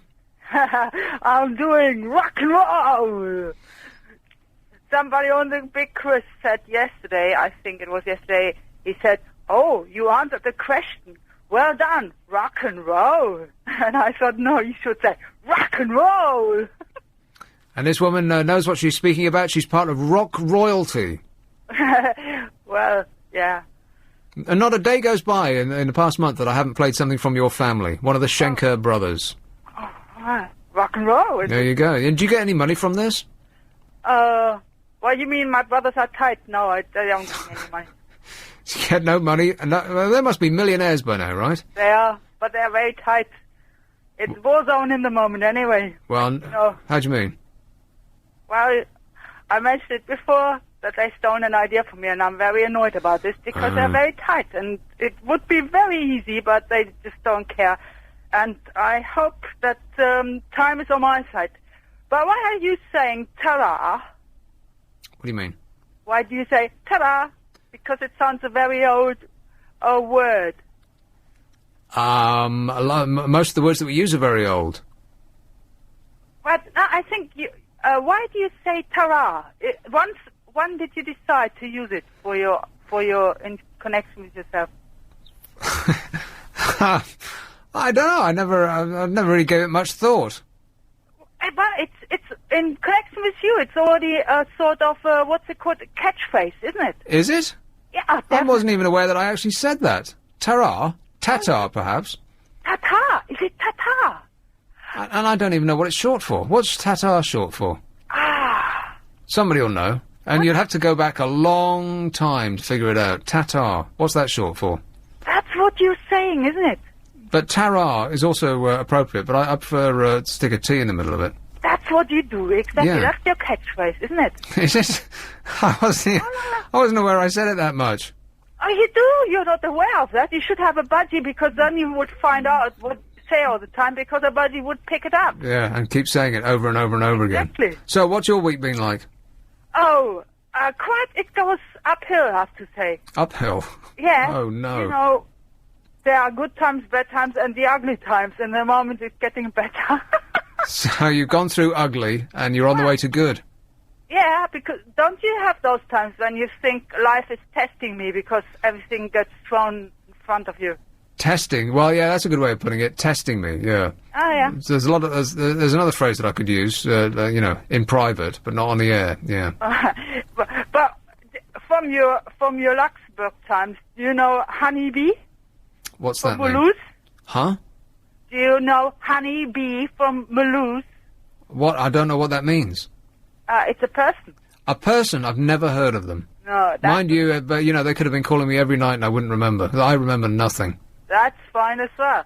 Hey, listen, Tallulah, I've got to go away, but you know, just stay there and I'll come back with you, all right? Okay. Hang on a minute, this is LBC. Yeah, hi. Pam from Southampton was on the programme yesterday morning, and I forgot whilst I was talking to her to thank her for her lovely selection of biscuits, which she sent us, but I remembered afterwards. And there's a letter in the post from her as well, saying, hope you enjoy the biscuits, and they're for Tuesday's show when I took so many knocks. She says, I think the main one was a school teacher because he said the... reading on and on. This was the guy who we thought was rather homophobic, if you remember, and who claimed to be gay, but hardly any of us believed him. We thought he was just losing the argument at clutching at straws. Anyway, compliments from her. She said he was digging his own grave and in desperation said he was gay. No way. What he didn't take into account was the brilliance of Bill Buckley. You kept your argument and temper, so well done. Now, am I reading you all this just as a hymn of self-praise to me? Well, yes, obviously I am. because I love all that. But there is another reason as well. It's the final complimentary remark which Pam makes at the end here. Now, Pam, please forgive me. I'm laughing with you, not at you. I mean this in a kindly way. But I thought your last remark was so funny. She says, I won my argument and I kept my temper, and the tone of your voice was a picture. Now, talk about a mixed metaphor or a strange image or something. I don't think the tone of a voice can be a picture, can it? Somebody's face can be a picture. I'd have thought the tone of the voice would have to be, I don't know, a symphony or a concerto, something like that. I don't think the tone of a voice can be a picture. So, we just wondered, when you'd heard people use expressions and you knew what they meant, but they got it a bit cockeyed. Now, we've done something similar to this in the past, with people actually getting expressions slightly wrong, because I thought until I was about 25 that the expression was to all intensive purposes. And of course, really, it's to all intents and purposes, which makes more sense than to all intensive purposes. Although, you could make an argue for, why does it say on the screen there, Giles, do I want a choc ice, by the way? Is it anything to do with us? What? On the phone lines screen, it's got, do you want a choc ice? Did you put that on? Can you see it down the bottom? No. What's that doing there then? No, weird. Oh, no, it's not my one. No, it's so strange. Somebody's put that on there. Do you think, is that a message like perhaps to the presenter and the producer like 3 years ago on another programme or something like that? Oh, I see, okay. There's no shops open anymore now, though. Well, no, I thought it was a funny thing for you to have typed up there. It says name, choc ice, area, choc icy. Oh, there is choc ice. There is what? He phones Ian Lee. Ah, right.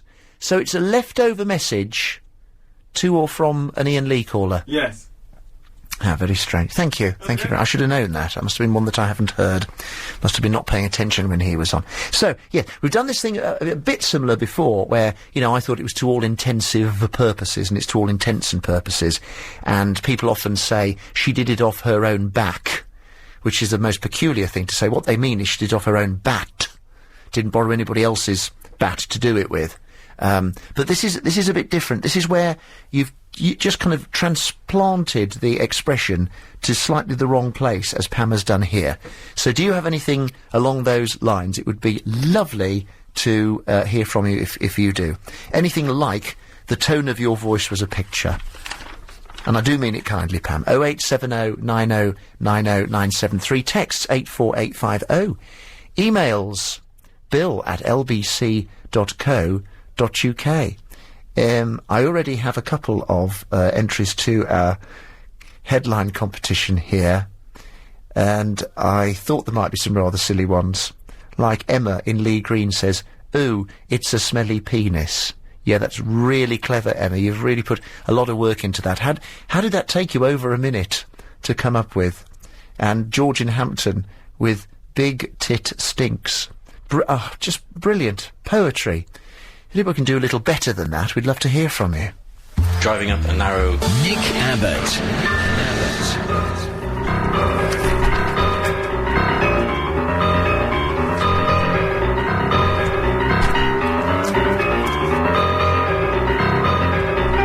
Well, already we've... I haven't even looked... I've only looked at one paper so far, and the peephole have come up with the goods. I'll do that in a minute. I'm so pleased. There's something other than, potential doom and disaster on the front pages. I'll just take a peek at another one. Yep. I think we've got the goods. Excellent. All right. Go through the papers in a moment. You know that news caller? The guy who was moaning about... not moaning, but just explaining his position regarding his flight. That happened on this show. Not only do we reflect the news, but we make it. This programme right here. Aren't you proud? Nodding doesn't work on the radio. Say it loud, say it proud. I'm really proud, Nick. Really proud. Excellent. Now, is it me, or... are you surprised when you arrive home without being stabbed or shot? I mean, just lately, it's sort of... I've been thinking about it all the time. And, I'm just become, like, super polite and nice to everybody. Like, everybody, if I'm in a queue, everybody will get let in before me, and I just sort of... I'm just, I am surprised when I make it through the day without getting stabbed or shot every day. And it didn't used to be the case. I used to, you wander around, you don't think about that kind of thing. Like, you read it every now and again. But these days, it seems like every day it's happening. Someone gets stabbed or shot. Is it just me? I mean, am I being, overly sensitive to this? No, I don't think you are, actually. Is there something wrong with your chair? Why? You just keep bouncing up and down like you've either got piles or... He's excited. Right. It just seems to me that we've lost our minds in this country. And I do feel like that at any point, at any moment, if you look at somebody wrong, they're going to shoot you. Now, it used to be the case that, if you went to some American cities, they say, oh, you don't want to get off... never leave the freeway. Don't get off, don't use an off-ramp, like, ever. Because you might get off at the wrong one, and then they'll kill you. Same thing in South Africa. Never stop your car, ever. Always keep going.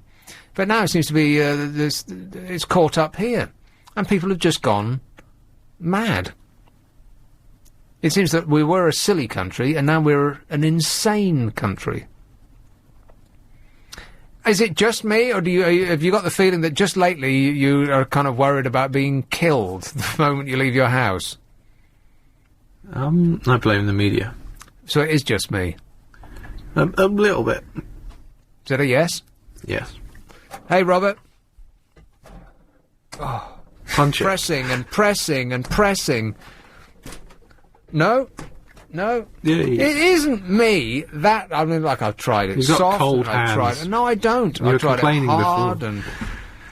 Robert, keep pressing my knob. Finally, if only it was a knob, Rob. I'm sure it's very large. Right. Hello. How are you? I'm all right. Very good. I'm not depressed myself. You're not depressed. I'm rather depressed. Oh, rather depressed. I know it must seem odd that I call you every Saturday night. It must seem like I have no social life.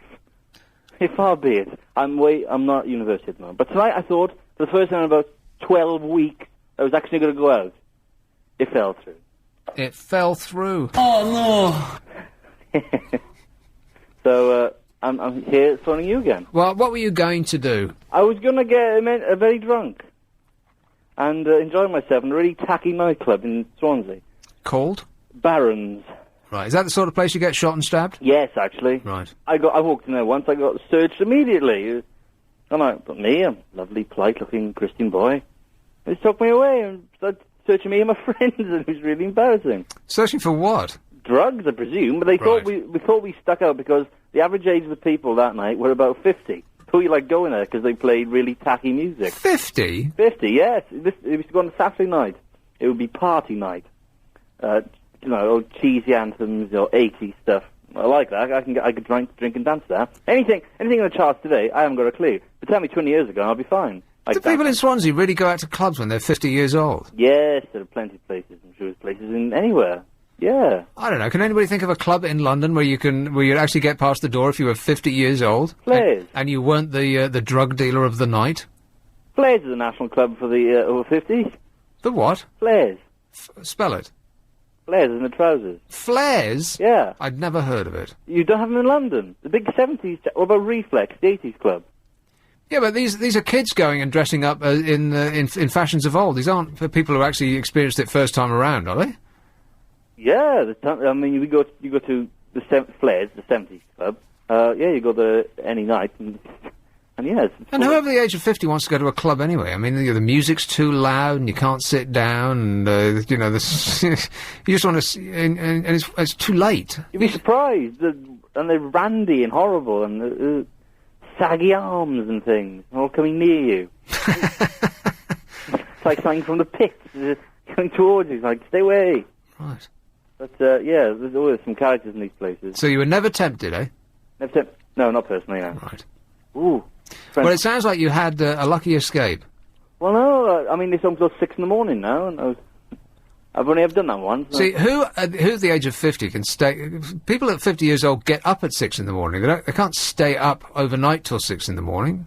They go mad. And if they did, they'd look like something out of Night of the Living Dead. Well, they look like that's where they went in. Right.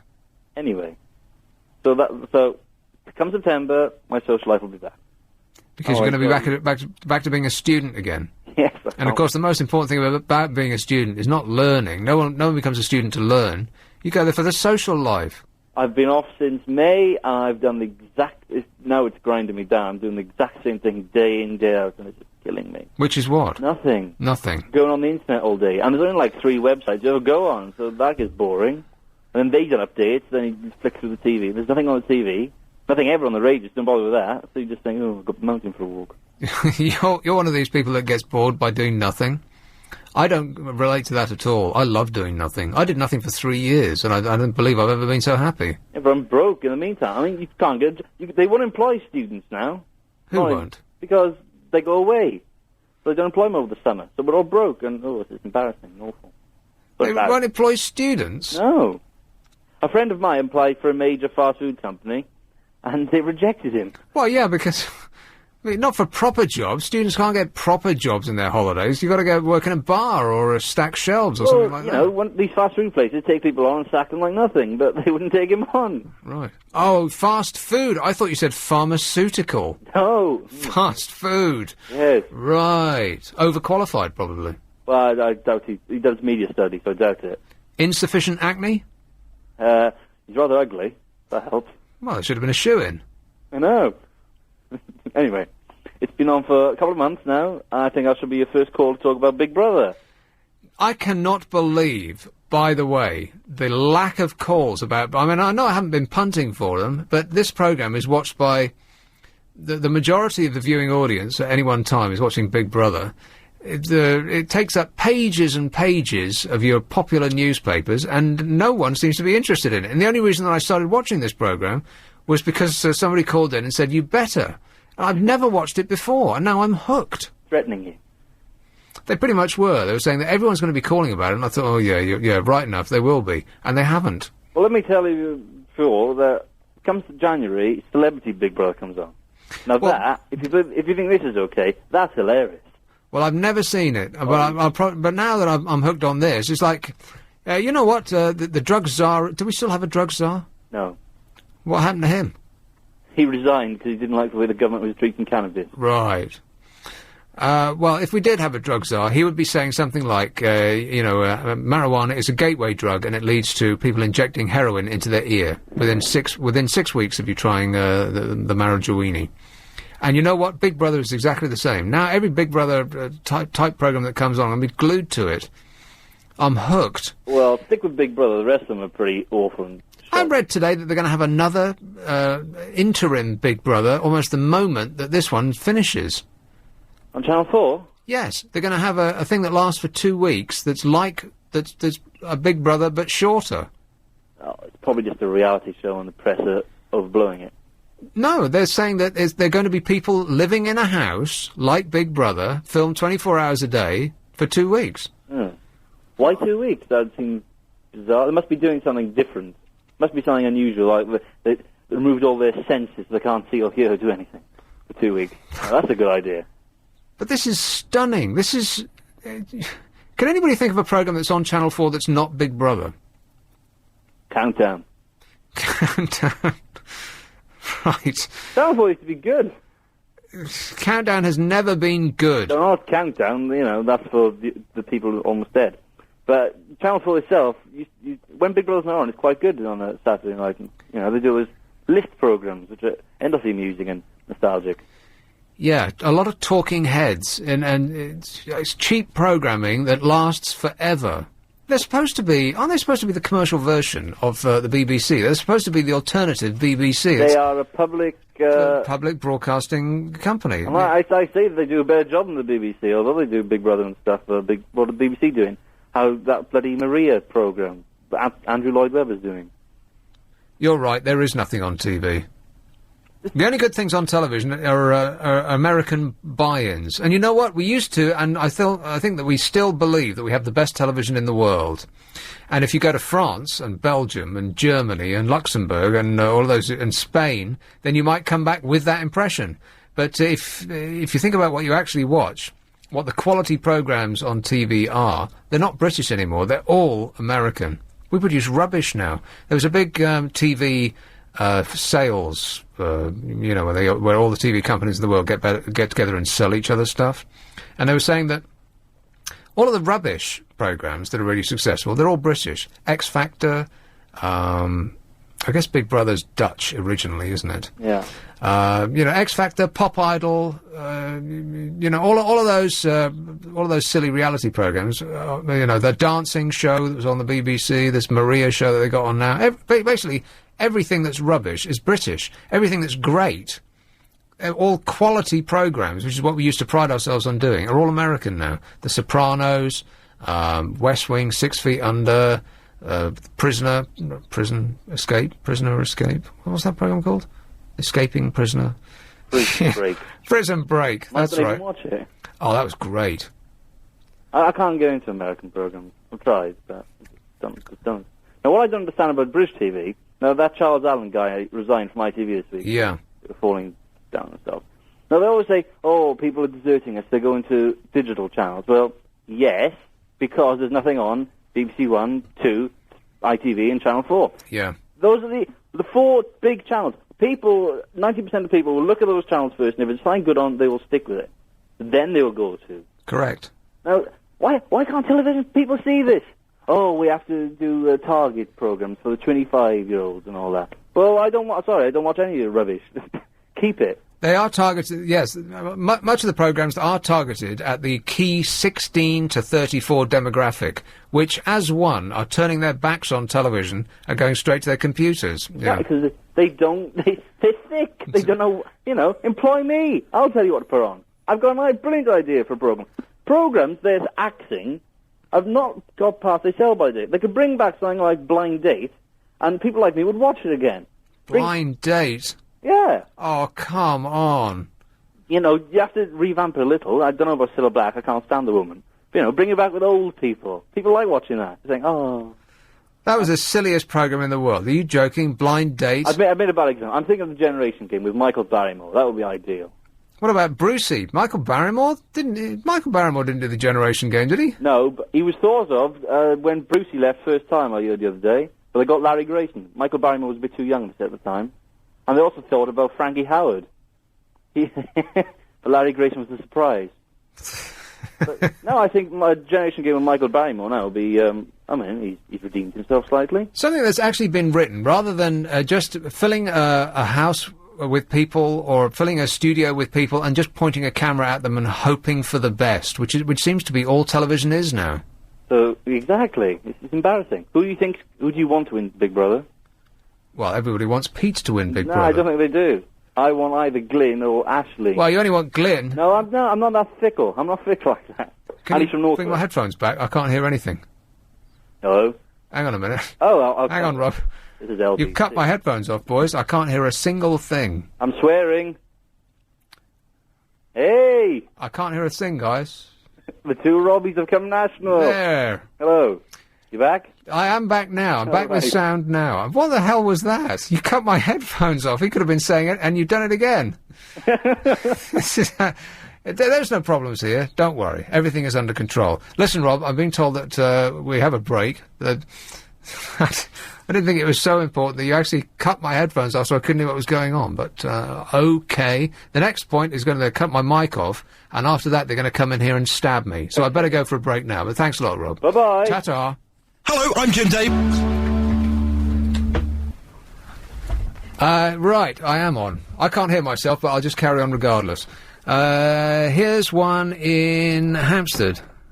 Paul? Oh, Paul?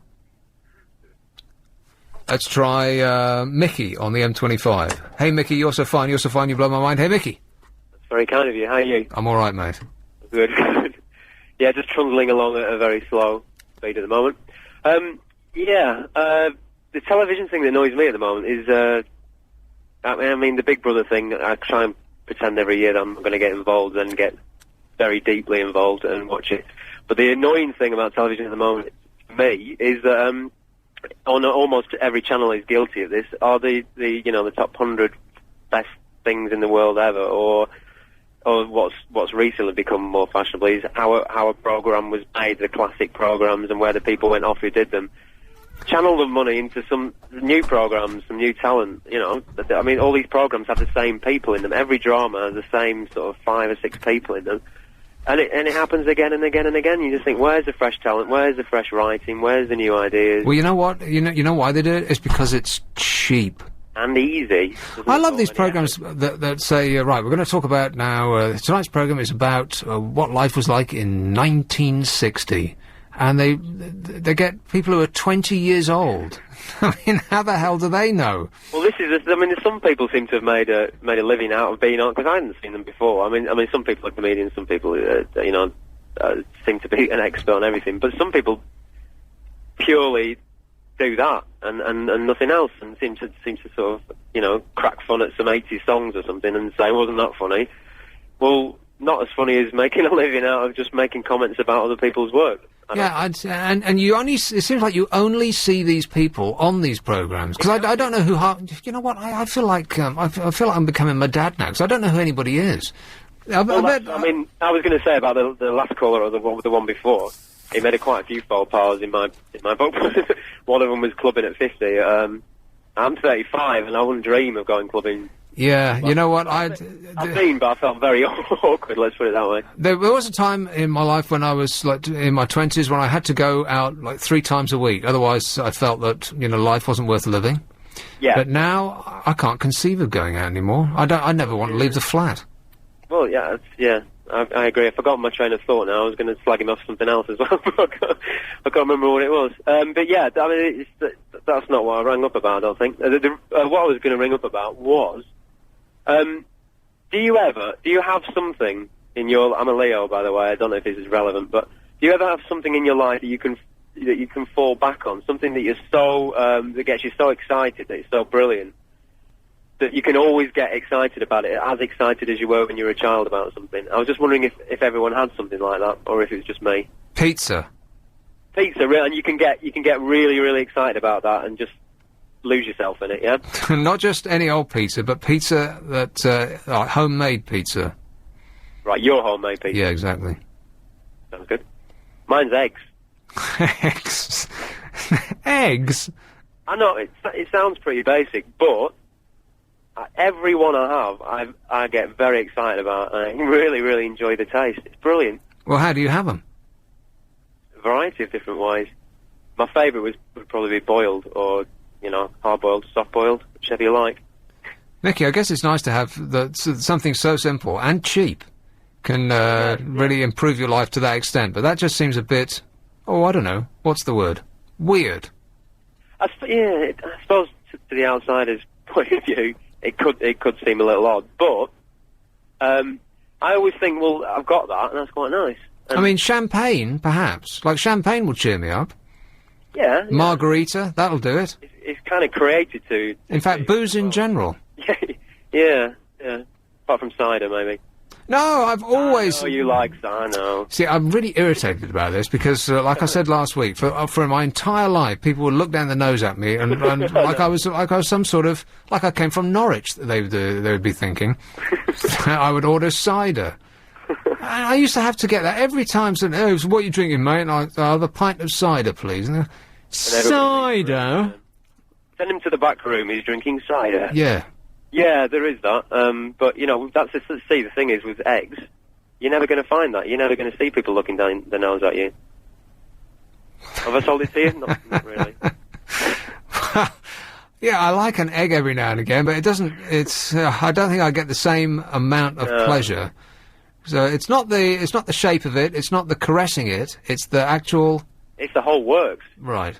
I like the shape, I like the packaging, and I love the taste, and to have all of those things to be happy about is brilliant, I think. And is it specifically hen eggs?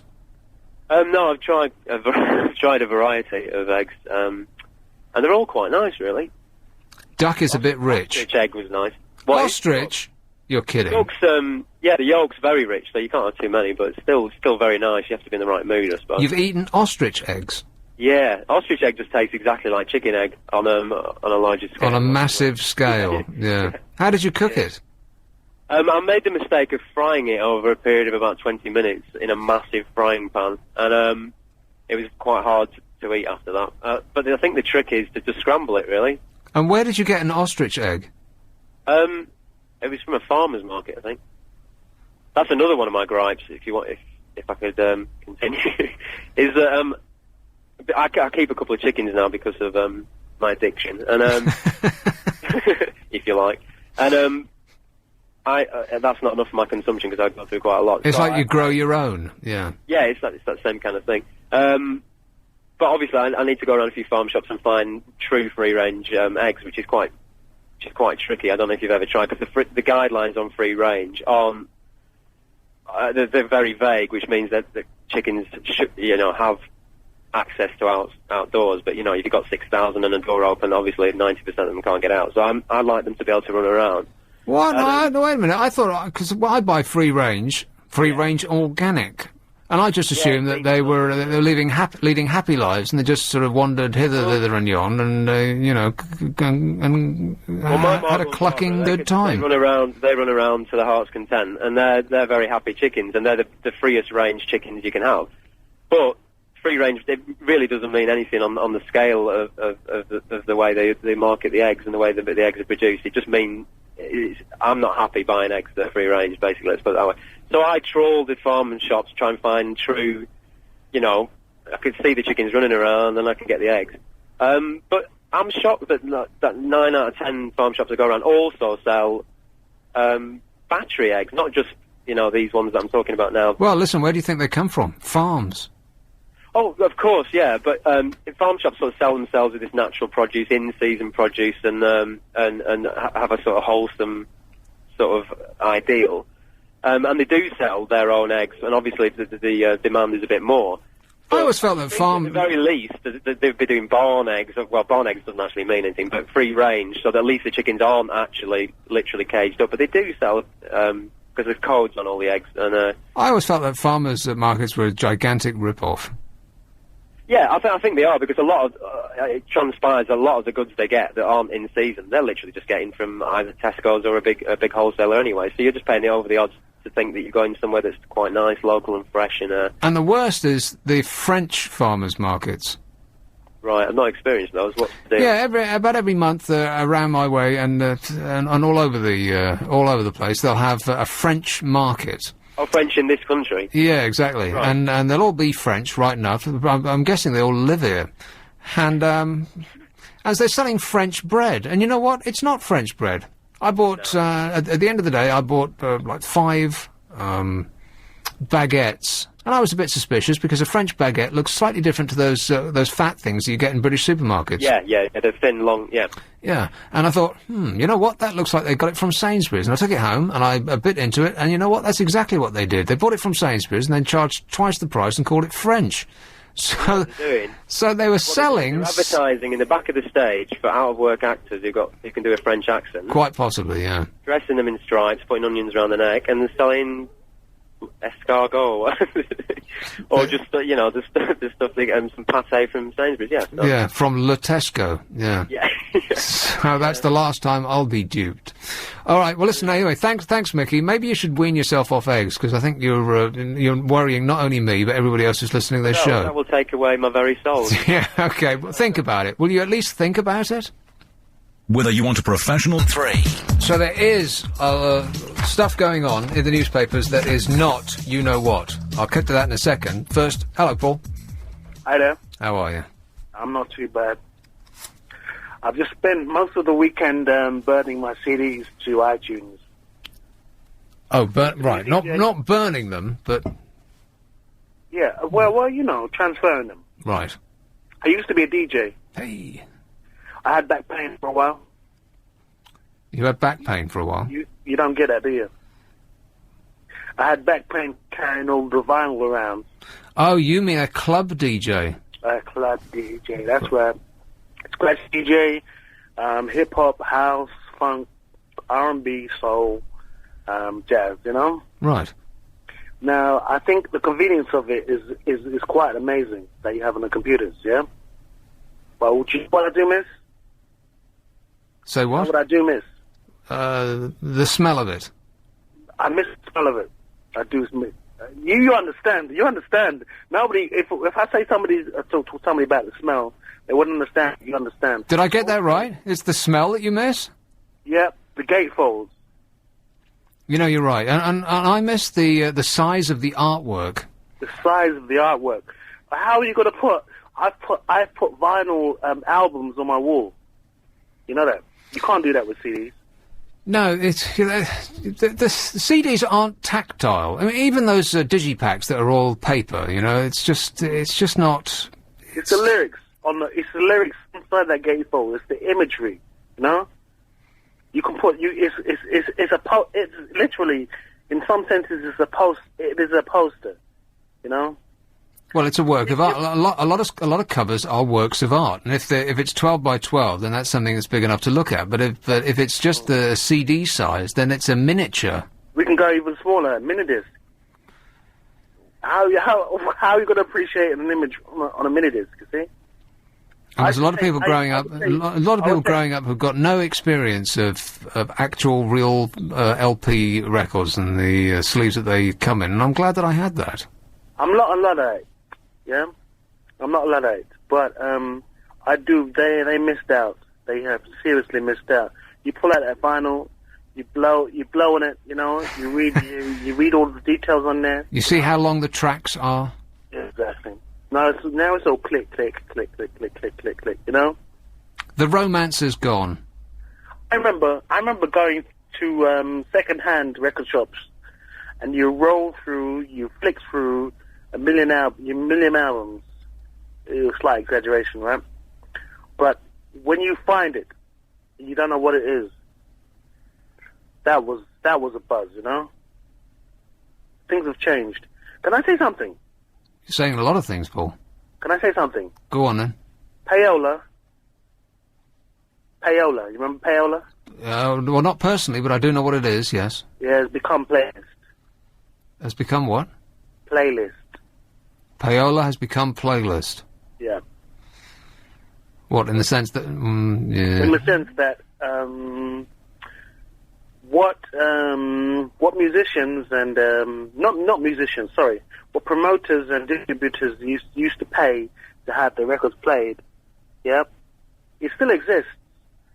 Because you got Studio One, and they know what they're going to be playing. Yeah, well, they don't actually pay. No, I don't think payola does exist. Oh, although it does. In America, there was this payola, there's this big payola scandal that I think is still going on. But I'm not sure that it happens here. It's called gifts or freebies, or they'll send you to the south of France for the opening of an album, and in the desperate hope that you'll... You have to be naive.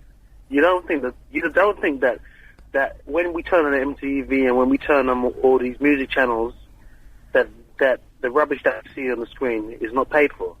No, I don't think it's paid for. I just think that and it's researched more than paid for. They do call-outs to people and ask them whether they like this song. They'll call out 100 people and say, and play 5 seconds of a song and say, do you like this? And the songs that get said yes the most, that's the ones that they'll play. It's not payola. I think you're paranoid, Paul. Relax, man. Everything's cool. I'm not paranoid. A little bit, yeah, a little bit paranoid. But anyway, thanks, mate. I've got to go. Cheers. It's paranoid and kind of depressed. Ray. Hey, Ray. Ray? Oh, God. Ray? Yeah, I'm here, yeah. Finally, we get you.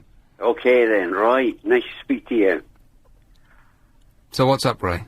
No, I just wanted to phone you up and just say that, I just want to say what a great country this is. Which one? United Kingdom. Right. The reason I'm phoning up is because you hear so many people who say this country is not good. I have worked and I have travelled quite a lot, and I've been to many, many different countries, from the States to the Far East to the Middle East to Europe. I've worked and I've lived in those countries, and I've come back, and this country is so beautiful, and people don't accept it.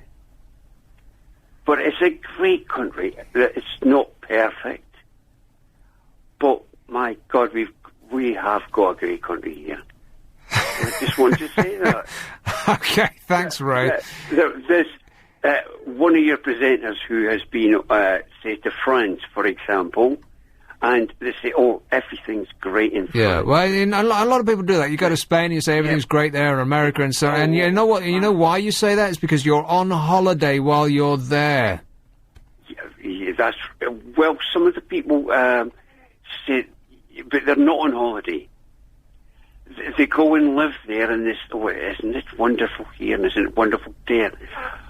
But you've got to appreciate this country is brilliant. All right, thanks, Ray. You're full of the joys of the UK. Cheers, mate. Full of the joys of something, anyway. The Observer. Well, they're bound to be boring, right? Police hunt 24 terror cells in Britain. Are we worried yet? 24.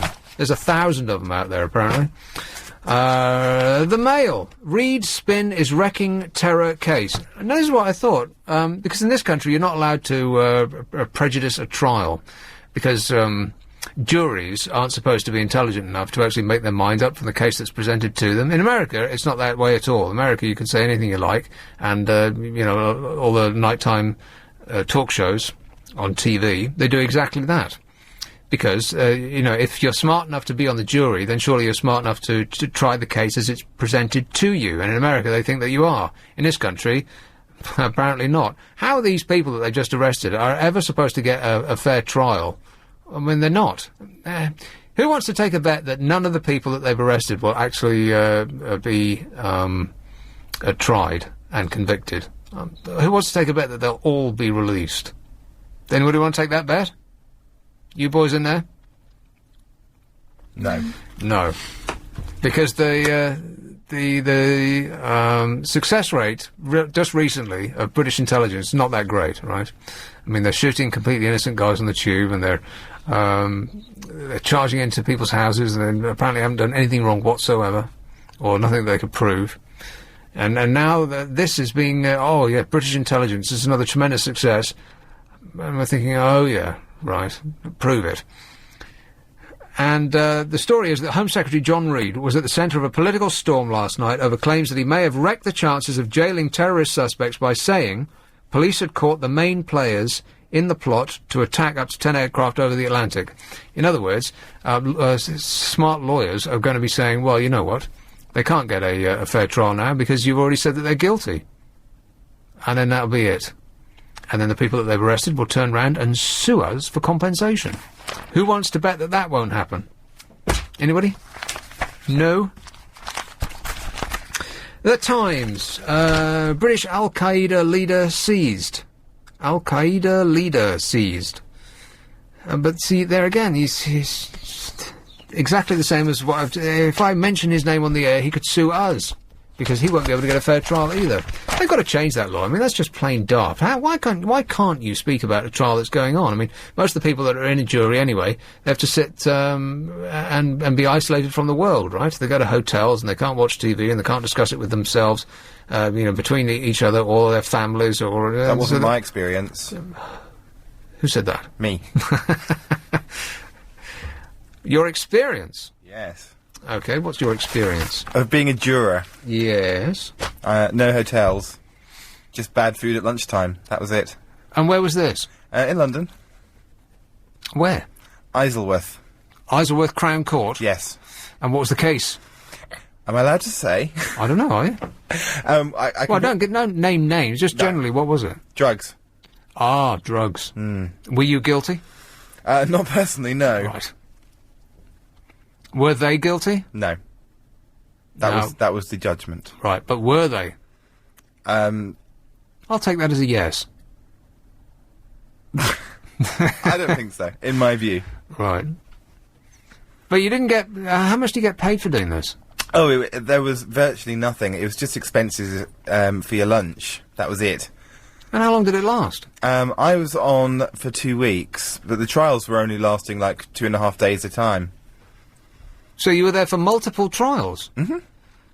And when the letter came through the door, what did it say? It said, you've been summoned. It wasn't a letter, it was a summons. What, not you have been selected? Congratulations, you've been selected. No. Her Majesty summons you. Really? Mm-hmm. And what if you'd said no? You can defer up to a certain amount of times, I believe, but eventually you have to do it, or you're in trouble. Right, what if you said, you know what, I think that everybody is guilty. No matter who they are, if they've been arrested, they're guilty. That's what I firmly believe. You'd get out of it, right? There's a possibility of that. Or would they just... Or they might say, well, prison. They might just say, we'll put you in the room and you could argue it out with the other 11. But that surely would be, that surely wouldn't be right. Because they want to get people who are of an open mind. And if you can demonstrate that you're not of an open mind, then they can't use you, right? That would seem to be true. Yeah. When you get that summons, maybe you can test that one out. I've been investigated by the VAT, but I've never been summoned for jury service. And so they say that you have to do at least 2 weeks, regardless of how long the trial lasts. You have to be available for the 2 weeks, and they can call on you. And I think one of the days they just said you didn't have to be there. And a couple of days we got sent home after lunch when the last trial was in session. And how much did you get for lunch? It wasn't even £5 a day, and the restaurant wasn't subsidised. And that restaurant? Okay, that's pushing it. Well, they've got a staff canteen. Yeah, no, a juror's canteen. Right. Yeah. I wasn't that big on the food, to be honest. But what if you're losing money doing this? I don't get it. So they don't pay you at all? They will pay you expenses. So they will pay you some. I didn't have to do that myself, but they will pay you your expenses from loss of earnings and stuff. Right. So they pay you your wage. Yes. Your full wage. Well, as I say, I wasn't able to put that to the test, so you were unemployed at the time. No, I wasn't. Right. Interesting experience, though. Right. Now, by interesting, is that another way of saying appalling? No, it was interesting. No, it really was quite an interesting experience. Just sort of, dealing with people. on the second case, on the second. Yeah, when we're talking about drugs, that was a bad word, wasn't it, to choose? Well, no, it just sounded like, you were like a vengeful fighter for the law. That's me. Do you have a cape? Not on me this evening. Right. Huh, so you have, And when you were there, so they didn't say you can't discuss the case with anybody else, and you can't talk about it amongst yourselves, and you can't have a chat with your loved ones when you get home? None of that? Not while it's ongoing, no, you can't really. But what you can talk about after the fact, is my understanding, is stuff that was discussed in court, because obviously there are press reporters there, so it is public domain. Right, and they're presumably writing about it in the press. Yes. And depending on what paper it is and what the nature of the case is, without actually saying he's guilty, they're putting a slant on it, right? And they'll just put it in inverted commas. The case continues. Yeah, just right at the end of the story. Yes, exactly. That's what they'll say. But they leave you in no doubt about what they think, right? The newspapers. So you can write it down, but you can't say it. That seems crazy to me. I mean, people can make up their own minds, right? I mean, if they can do it in America, it seems to work quite well over there, then why are we so uptight about it here? We can make up our own minds? Yeah, you can make up your own minds based on the information that's put to you, right? Yes. You're not swayed one way or another by what you read or hear. No, and you have to discuss and argue and... Yeah, so we should be able to talk about it. I mean, if the case against all of these people falls through just because John Reed has said has pretty much already said that we've got them, then that's just crazy, isn't it? I mean, we've become a crazy society. We're actually bringing on our own downfall. It seems like, as a society, we're committing suicide here. It's nuts. Well, it comes down to if I present you with a whole bunch of facts, can you make a decision on those facts alone and forgetting everything else that you know? Yes, but then you're asked to do that anyway. But can you do that? If you're hearing facts from extraneous sources, can you just switch off from that and not take that into your mind and help that make up your opinion? But then you're asked to disregard all opinions that you've ever had about the subject up to this point. The subject, yes, but not the actual matter in hand. Well, you might not like the look of them, or there might not be a colour that you quite like, or they might be wearing a hoodie, or you know, they might look like someone you don't like, and all of these things are going to affect your judgment. And so no one can go in with a completely clear mind. You need a robot to do that. So it just seems crazy that you're allowed. I just don't get it. I mean, so many cases fall down because someone has prejudiced the trial by talking about it beforehand. And it just seems like, well, if they're such great judges, then they should be able to come to a conclusion about the case from the evidence that's presented to them. I don't know. I think that's a silly law. Maybe that's the next step. Robots. Yeah, all right. Robots. Hey, we're past the break. This is way too serious. I'll come back and I'll do the news of the world and the peephole. That's much less serious. The amazing Aren't we thrilled that the Paul McCartney, Heather McCartney case is getting ugly? Yeah. That they didn't, just agree to part amicably, that they're going to, sling it out in public. Aren't you thrilled about that? You're staring at me. Yes or no? Oh, this again. You're not happy about that? I'm over the moon, Brian. This is in the news of the world. Angry rock legend Paul McCartney is so desperate to end his muck-slinging divorce war, he's ready to pay wife Heather a whopping 50 million quid to clear off. The sad superstar made his astonishing offer in front of Age during a low point in the bitter marriage wrangling this week. A close insider revealed, if it was up to Paul, he'd settle this matter now. If Heather turned around and said, I'd accept 50 million and I'll go away quietly, then Paul would go, yeah, I'll write that cheque out now. Imagine being able to write a cheque. Not having to have to sell stuff. Just write a cheque for 50 million quid. Don't do it, Heather. It's not worth it. 200. That's what she's going. No wonder he's offered her 50. She's going for 200. Or that's what the papers say. Go on.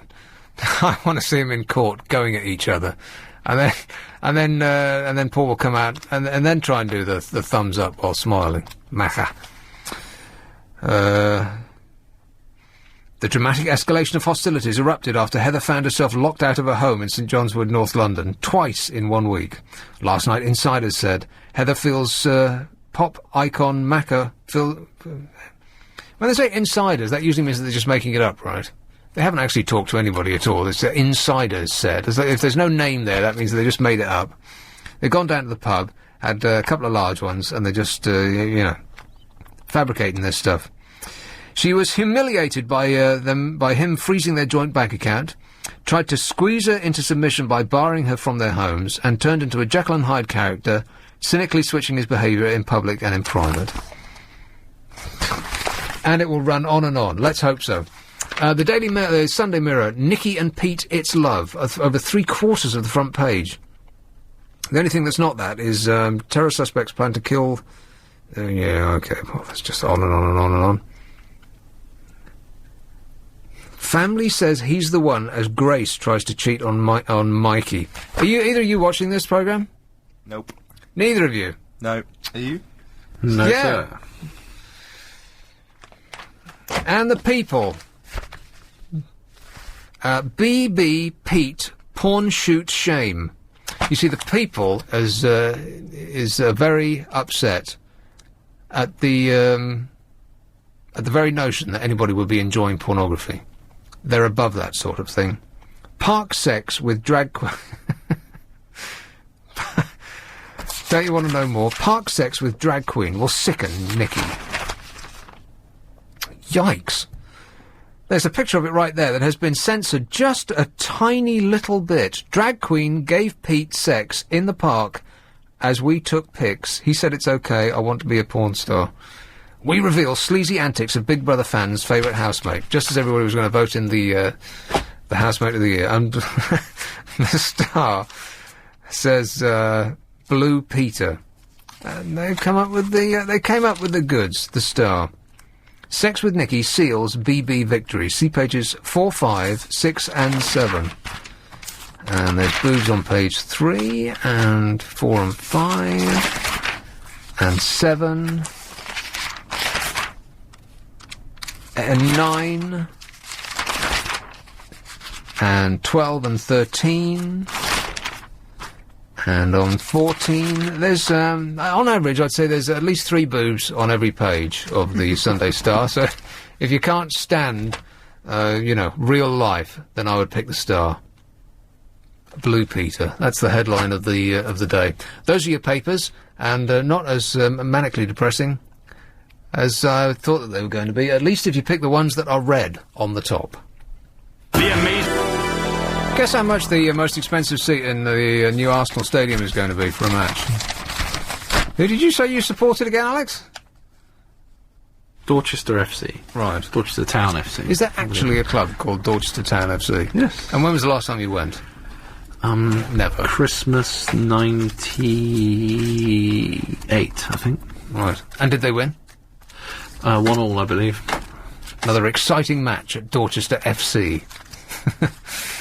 They did have, what was his name? Was it Bruce Grobbelaar, that goalkeeper? Yeah.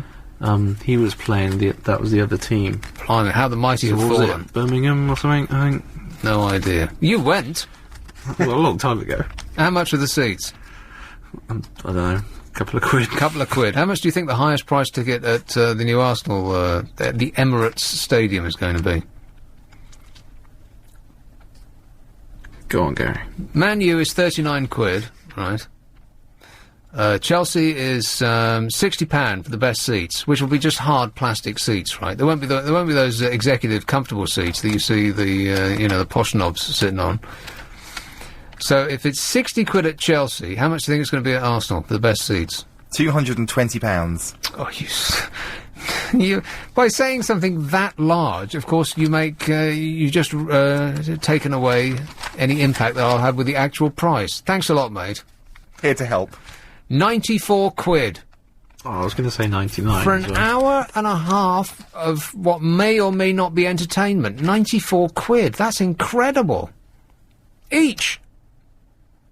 So that's 200 quid before you've even sat down. That's amazing. You know, I went to check out the tickets. There's this new thing called Avenue Q, which is like a play, a comedy musical thing. And they want 50 quid for a seat. And I know that seems to be normal these days. But, just a couple of years ago, 30 quid seemed to be an extravagant amount to pay for a theatre ticket. Now, £50. And I thought, you know what? Nothing is that funny. It can't possibly be funny enough to justify two people spending £100 before you've even had a drink. And it'll be 2 hours long, and, the thing with theatre is, even if it's a comedy, it's not that funny, because there's just something about you can't get beyond they're actually really doing it in front of you.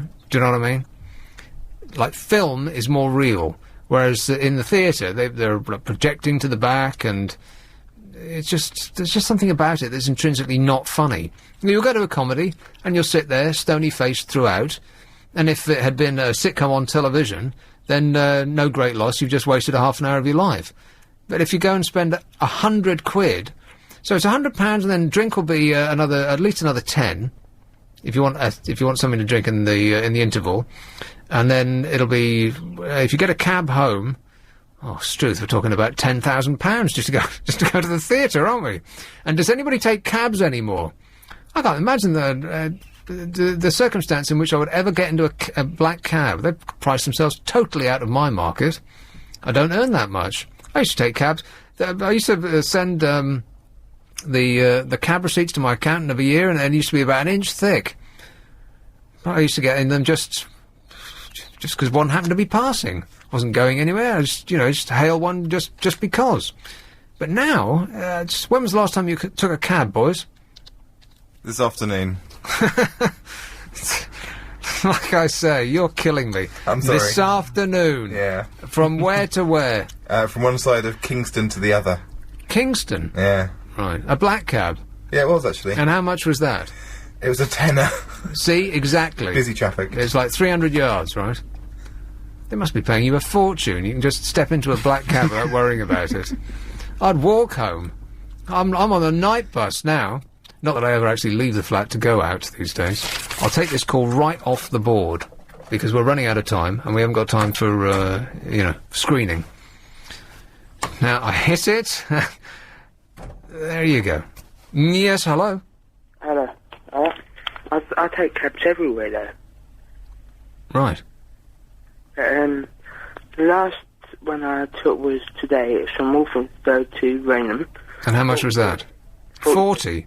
You see, my point precisely. Who can afford 40 quid to go to Raynham? You'd have to pay me 40 quid to go to Raynham. Raynham in Essex. Nightmare.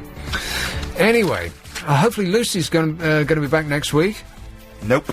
Huh? Holidays. Oh, I see. So that call was actually from a beach in Spain. I get it. On FM.